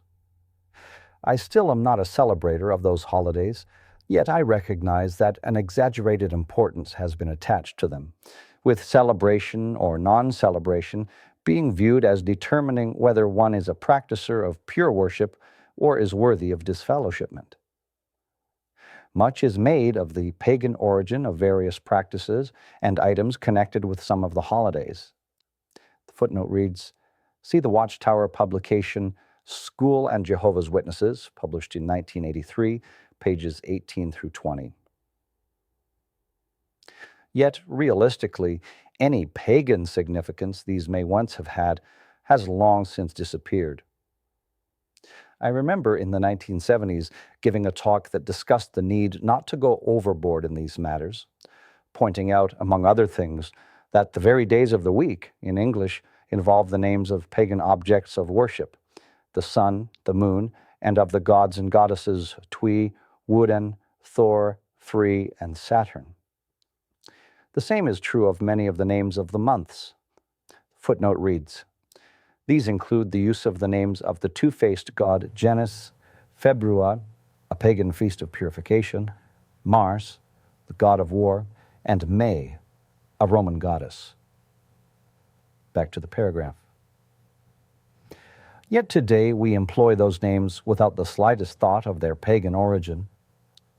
Actually, most persons are totally unaware of their pagan source. This is similarly true of the various decorations and customs connected with many holidays. While placing intense emphasis on the pagan origin factor, Watchtower organization simply glosses over this in other areas, as in the use of wedding rings. Their own publication, What Has Religion Done for Mankind, published in 1951, on pages 276 and 277, quotes Catholic Cardinal Newman as saying that, along with such things as the use of temples, incense, candles, etc., the ring in marriage is among those things that are of pagan origin and sanctified by their adoption into the Church. Footnote references Essay on the Development of the Christian Doctrine, Harry Newman, 1878, pages 355, 371, 373, 1881 edition. Back to the paragraph. Yet almost all of Jehovah's Witnesses use the ring in marriage, something their own publication reveals as of pagan origin.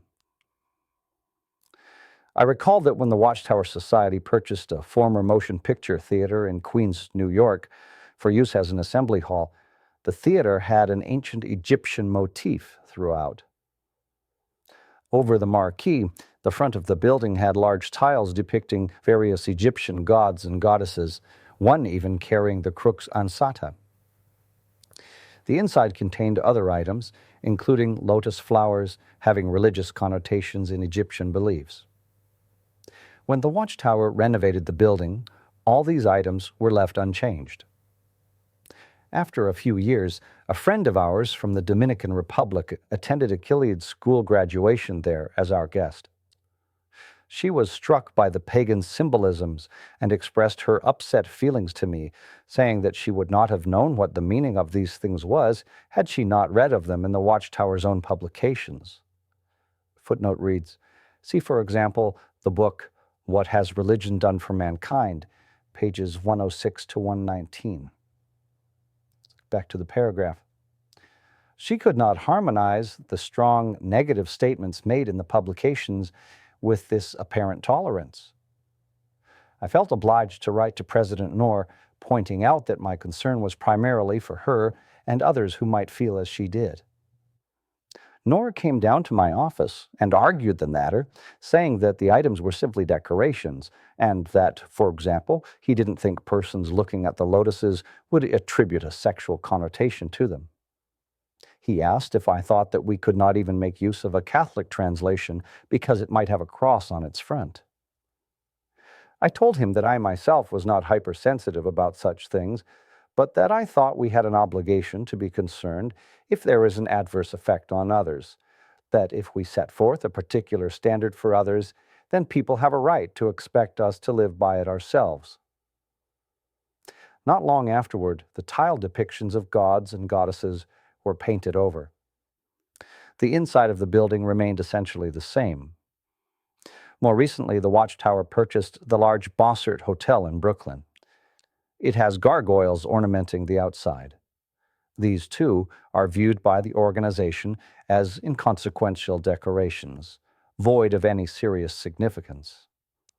As I found true in so many cases, stringent requirements placed on witnesses of the rank and file suddenly seemed capable of great relaxation when the organization's own interests were involved.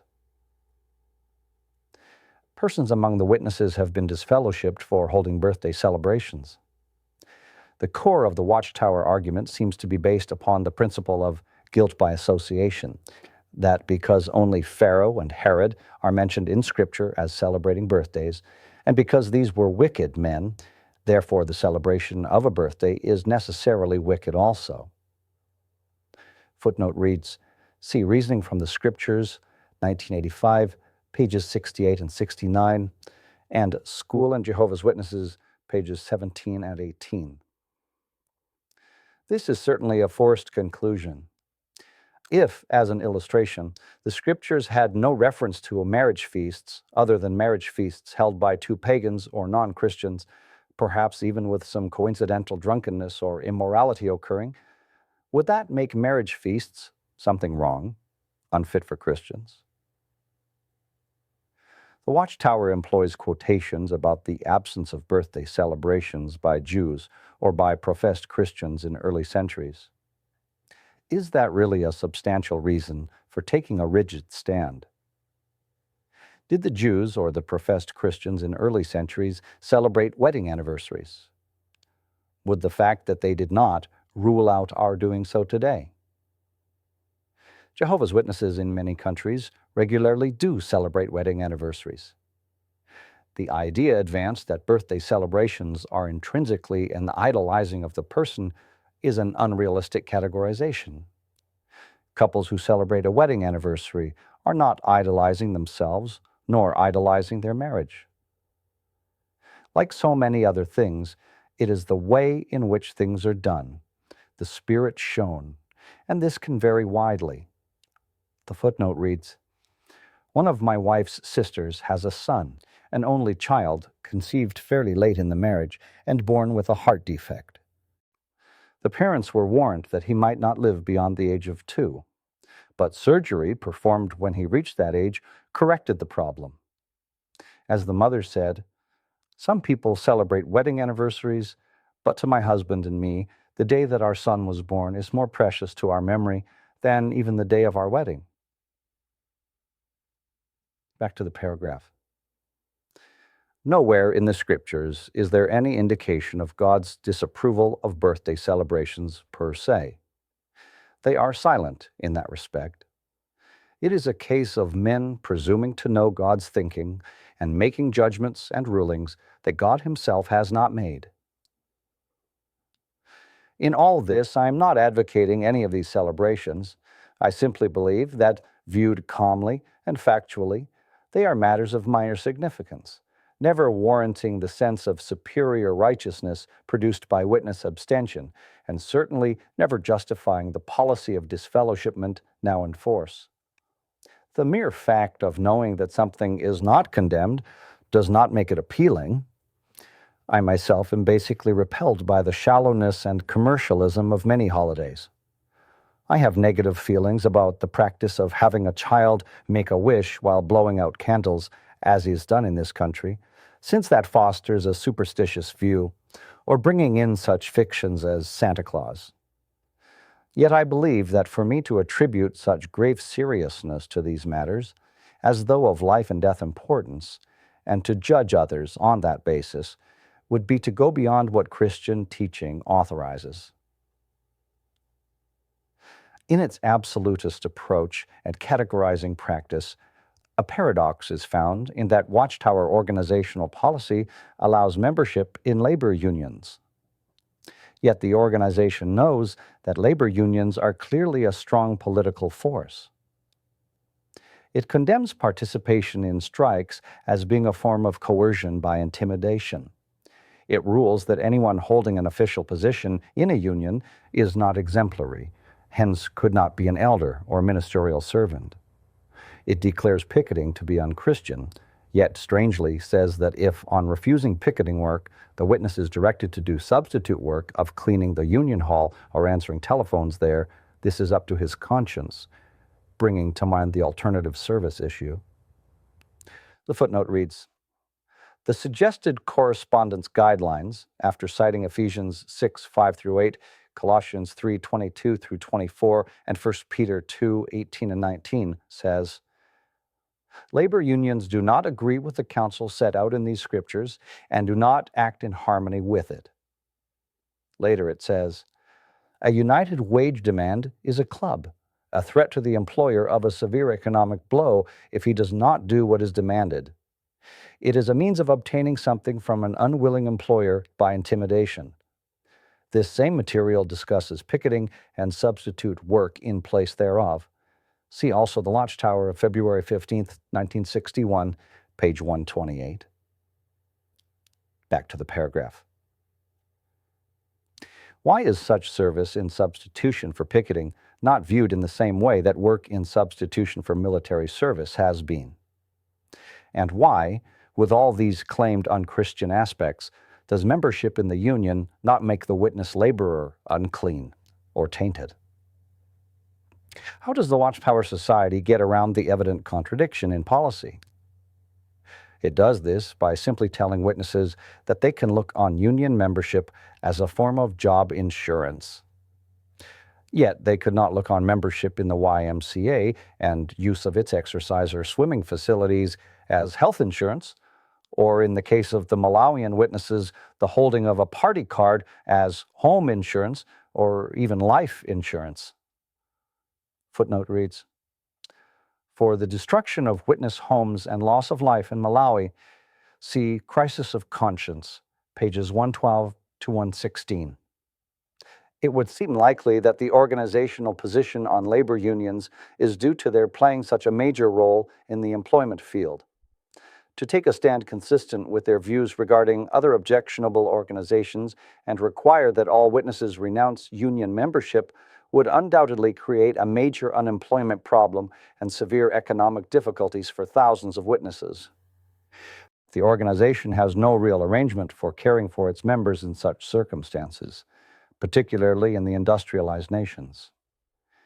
Whatever the case, the policy demonstrates that, when it wishes to, the organization can make remarkable exceptions and dispensations. Back to the paragraph. Once again, it is a case of religious leaders dictating to the individual as to when he or she may hold mental reservations and when not. Compare Matthew 15, 3 through 9. The governing body is willing, for legal benefits, to classify the witness organization as hierarchical, though outside of the courts it would deny that as being the case. This is certainly a seeking of accommodation by a measure of compromise. Compromise is not something necessarily or inherently wrong. It implies a degree of yielding, and life demands certain compromise on the part of all of us in order to live and work with others. The wrong comes when we begin to compromise our principles. The organization accords to itself the right to present itself to the world in a form it elsewhere strongly condemns, and not view this as a compromise of principle, but denies to its members the corresponding right to decide what they can do in good conscience when faced with circumstances equally or even more difficult for them. The view the religious leadership chooses to take regarding the matter is imposed on all below as the view they must take. The fact that the governing body members in their cloistered, protected ivory tower circumstances rarely have to face the difficulties, hardship, or problems that the ordinary witness must face seems to have no cautionary or restraining effect on their readiness to impose their views on the individual members. Setting double standards. Yet another common failing seen in religious legalism is the existence of double standards, the setting of one set of standards for yourself and another for others. As Jesus said of those who, in effect, seated themselves in Moses' seat by acting as advocates of the Mosaic law, quote, "Therefore, all the things they tell you, do and observe, but do not do according to their deeds, for they say, but do not perform." Matthew 23:3, New World Translation. The evidence of that attitude was one of the more disturbing factors for me as a member of the governing body of Jehovah's Witnesses. In Crisis of Conscience, I set out a few examples of the application of double standards. The footnote reads, see Crisis of Conscience, pages 142 to 171. They formed only part of the whole. Consider, for example, these quotations dealing with honesty in business. Quote, "Do we really respect the truth, or are we willing to twist the truth a little bit to get out of an inconvenient circumstance, or to get something we want? Lying is a common practice in business today. Do you, in a tight spot, feel a temptation to lie as the easy way out?" Taken from the Watchtower of January 15th, 1974, page 58. Quote, "Sometimes what we have to say to another has to be put in writing. For some reason, individuals who would never lie orally feel that it is a different matter when reporting income for taxes or writing an itemized declaration for customs agents at an international border. This cheating costs all taxpayers. Is that real love of neighbor? Besides, do not Christians have an obligation to pay back Caesar's things to Caesar? Unscrupulous men may resort to double talk to misrepresent and deceive." This is taken from the Watchtower, February 15th, 1988, page 4. Quote, Paul continues, "Render to all their dues, to him who calls for the tax, to him who calls for the tribute, Romans 13:7. The word all embraces every secular authority that is God's public servant. There are no exceptions. Even if we live under a political system that we personally do not like, we pay taxes. No Christian should illegally evade paying taxes." The Watchtower, November 1st, 1990, page 24. Truly, all this sets a high standard. I recall a letter sent to the headquarters from Italy on this issue. It stated that in that country, the practice of understating business profit was so common and widespread that it was a government practice to automatically adjust tax returns by adding a certain percentage to the amount reported. The question was asked if, in view of this, it was required for a witness in business to state the actual amount of his business income, knowing it would be taken as too low, or if it was up to him to decide how to report it so as to pay what the tax laws actually called on him to pay. The governing body ruled that the matter was not up to the individual and that the full amount must be reported. Articles in the Watchtower magazine in the section Questions from Readers have similarly set out very stringent standards on such matters, and witnesses failing to adhere to these are subject to discipline, in some cases to disfellowshipment. I have no question whatever as to the importance of the principle of honesty, or to the praise given it in the articles above quoted. What I do question is whether it was up to a religious council to dictate to the individual in specific and unusual circumstances, and in effect tell him how his conscience should react. One reason for feeling this way was knowledge of the organization's own practices in such areas. As one example, the branch committee in Columbia, in preparation for an annual zone visit of a headquarters representative, made up a list of questions to which they sought answers. Some involved their concern about certain accounting policies that the organization had established and which they were following.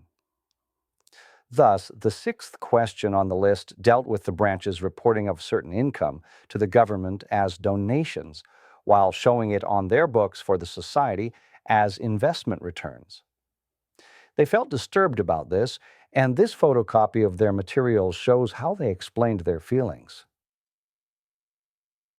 Quote, "According to Colombian law for nonprofit corporations, we are prohibited from making loans on which interest is charged. Doing so would classify us as a commercial firm and liable to pay corporate taxes at the rate for limited partnerships. At the moment, we classify the income from Hall loan payments, which includes interest, as donations for purposes of reporting to the government on our tax return. However, on the society's books, this income is classed as investment returns, number 7A, and on the individual loan ledgers, the payments on principal and interest are clearly identified. Could we have your comments on the moral aspects of this procedure?" Their seventh question dealt with a similar juggling of information regarding foreign missionaries that had been introduced into the country. Quote, "We have work contracts with our missionaries and certify them as employees to the government ministry that deals with foreigners. We must do this in order to get them into the country. However, on our tax returns, we show that we have no employees. This is to avoid paying employer contributions to Social Security, etc., and to avoid problems with intricate fringe benefits required by law. Everybody does it, but how do we stand morally?" In both cases, it may be noted that the reason for their irregular method of reporting to the government was the evasion of certain taxes or other expenses. While the principle that Christians obey all laws except those in violation of God's law is a true one, that principle could not justify failure to comply with these Colombian tax laws. The footnote reads, Acts 5:29, compare Romans chapter 13, verses 5 through 7. Again, it should be noted that these accounting methods did not originate in the Columbia branch office. On the basis of personal knowledge, both from having served as a branch overseer in Puerto Rico and in the Dominican Republic, as well as from having made official visits as a governing body member to branch offices in many countries, I know that no branch establishes its own accounting policies. They are all determined by the central headquarters organization.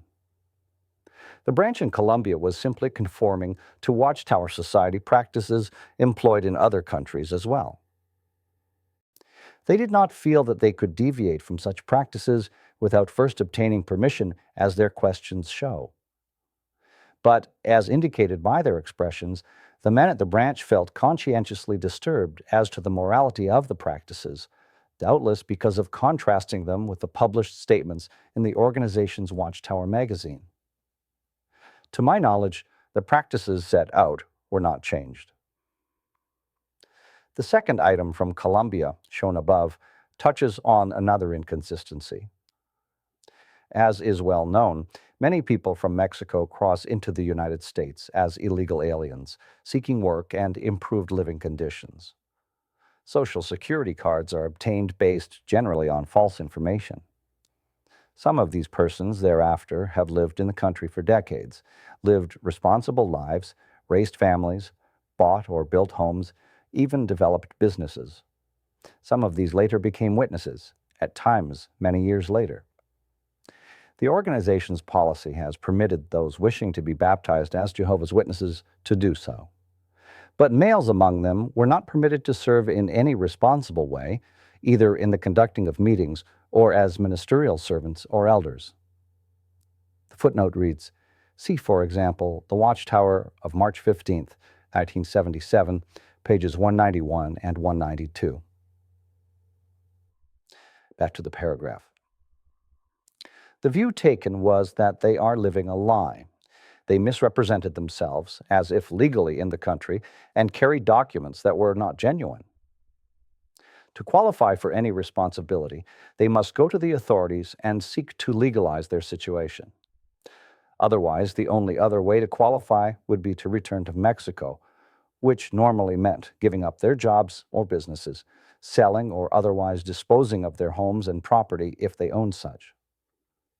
The footnote reads, at the very same time this policy was in effect, as is documented in Crisis of Conscience, witness men in Mexico were carrying documents stating that they had fulfilled a military service that they had not fulfilled. Documents obtained through a bribe, and many of them were knowingly approved by the organization as elders, circuit overseers, even as branch office representatives. The charge of living a lie was never leveled at them. Back to the paragraph. Yet the organization has itself set up certain arrangements which produce a similar situation of illegality. At times, the Watchtower Society has faced legal barriers in its effort to send its trained missionaries into certain countries in South America, Europe, Africa, and the South Pacific. The particular country may refuse to grant entry visas or perhaps residence visas to Watchtower missionaries. The Watchtower's sending in of missionaries in those instances is not usually because there are no witnesses in the country, but because of wanting to send in personnel that the organization has more directly trained in its teachings, policies, and methods. The work or worship of Jehovah's Witnesses is not dependent on their introduction into the country, but the organization believes that this will usually result in more rapid numerical growth or in more efficient handling of a branch office. Frequently, the organization has made arrangements with a witness in the country who has a business or industry, and he has provided a letter or document affirming that the particular missionary, who is not identified as such in the document, is being hired to work for his firm. Or a witness connected with a firm that is not in that country, but which has international trade or dealings, may provide such a letter or document, stating that the individual will serve as the representative of such firm in the country targeted. The missionary and his wife, if married, may go to the country as non-witnesses and, after arrival, may purposely, and according to organization instruction, stay away from meetings and association with witnesses, except perhaps some assigned contact person. Then, after a certain time, and making use of a visit from witnesses going door to door in their area, they act as if they are now becoming interested in the religion of Jehovah's Witnesses, and soon begin to attend meetings. It is not long before they are working in the branch office or in some other capacity, all made successful by this pretense. I know personally of such cases, as for example in the country of Portugal. In other cases, after arrival in the country, the missionary will report to the documented place of business for one day only and not go back again, now spending his entire time in his missionary activity. Or, if supposedly representing a foreign firm centered outside the country, he may make occasional reports of business contacts of a very perfunctory kind, all to keep up appearances. Another method, used in some South American countries, has been for the missionary to apply for entry as a student, going to study at a university in the country involved. Upon arrival, he or she will take the absolute minimum of classes required and spend all the rest of the time in witnessing activity or other activity designed to advance the organization's interests. Still, others go into a country presenting themselves as tourists, and every 6 months or so they leave the country through one frontier city, and after a day or two re-enter the country through the same city or one nearby. Some foreign watchtower representatives in Spain and Mexico have lived in those countries for decades by using this method, during all of those decades continuing to present themselves as tourists, though often employed full-time at watchtower branch offices. In all cases, these arrangements are worked out by the watchtower headquarters organization, not at the initiative of the individual missionary. The reason for discussing these practices is not because of any interest in judging the ethical or moral nature of the practices of themselves or the individuals involved. What disturbs me, once again, is the double standard applied, where the organization takes on itself the right to judge the morality of the practice when carried on by ordinary people and their qualifying for appointment as exemplary persons, but considers itself above criticism or condemnation when doing the same thing in order to advance organizational interests. Whichever of the above methods are employed, the watchtower representatives are, and realize that they are, living in such countries under false pretenses, contrary to the laws of the land. A laborer in Mexico who might feel desperate about the poverty-stricken situation of his wife and children, and who entered the United States illegally and obtained work by representing himself as there legally, was classified as living a lie, and could not, upon becoming a witness, serve in an exemplary way in the congregation. But the organization could send its own representatives into a country, perhaps the same country from which the laborer came, Mexico, in a way that either violates the law or at least circumvents it through misrepresentation, with the representative acting out a role that is not authentic, not in accord with fact. And this is viewed as proper. It is in the interests of the society and its expansion. It is as if a lower standard of conduct is permissible and acceptable in religious operations and activities than would be counted acceptable in secular matters. The position seems to be that the end justifies the means, as long as the end is one pursued by the organization, not one sought by an ordinary person. The scales of justice are thus weighted one way when measuring the righteousness of others, the opposite way when measuring your own. The footnote makes reference to Proverbs chapter 20, verse 23. Similar examples of inconsistency may also be found even in Watchtower Council given witnesses, including young people who are to testify under oath before a court. The legal department of the Society now supplies a brochure to witnesses who are faced with child custody cases, the opposing mate in such cases generally being a non-witness. The brochure of more than 60 pages supplies guidelines to witness parents, their children, and their attorneys, as well as local elders and others who may testify, by reviewing difficult questions that may be presented by the opposing side and then offering suggested sample responses. Recalling the Watchtower article on honesty cited earlier, we may remember that it asked, quote, "What about truthfulness? Do we really respect the truth, or are we willing to twist the truth a little bit to get out of an inconvenient circumstance or to get something we want?" Compare that with some of the responses suggested in the Society's manual under Approach by Witness Parent to Cross-Examination. We find this question and suggested answer on page 12. Quote, "Will all Catholics or other be destroyed? Answer: Jehovah makes those judgments, not we. This sounds good, implies freedom from a dogmatic, judgmental attitude. Yet the witness so responding knows that his organization's publications clearly teach that only those who are in association with Jehovah's organization will survive the Great Tribulation, and that all those who fail to come to that organization face destruction. Footnote reads, the February 15th, 1983 Watchtower, for example, says on page 12, quote, Jehovah is using only one organization today to accomplish his will.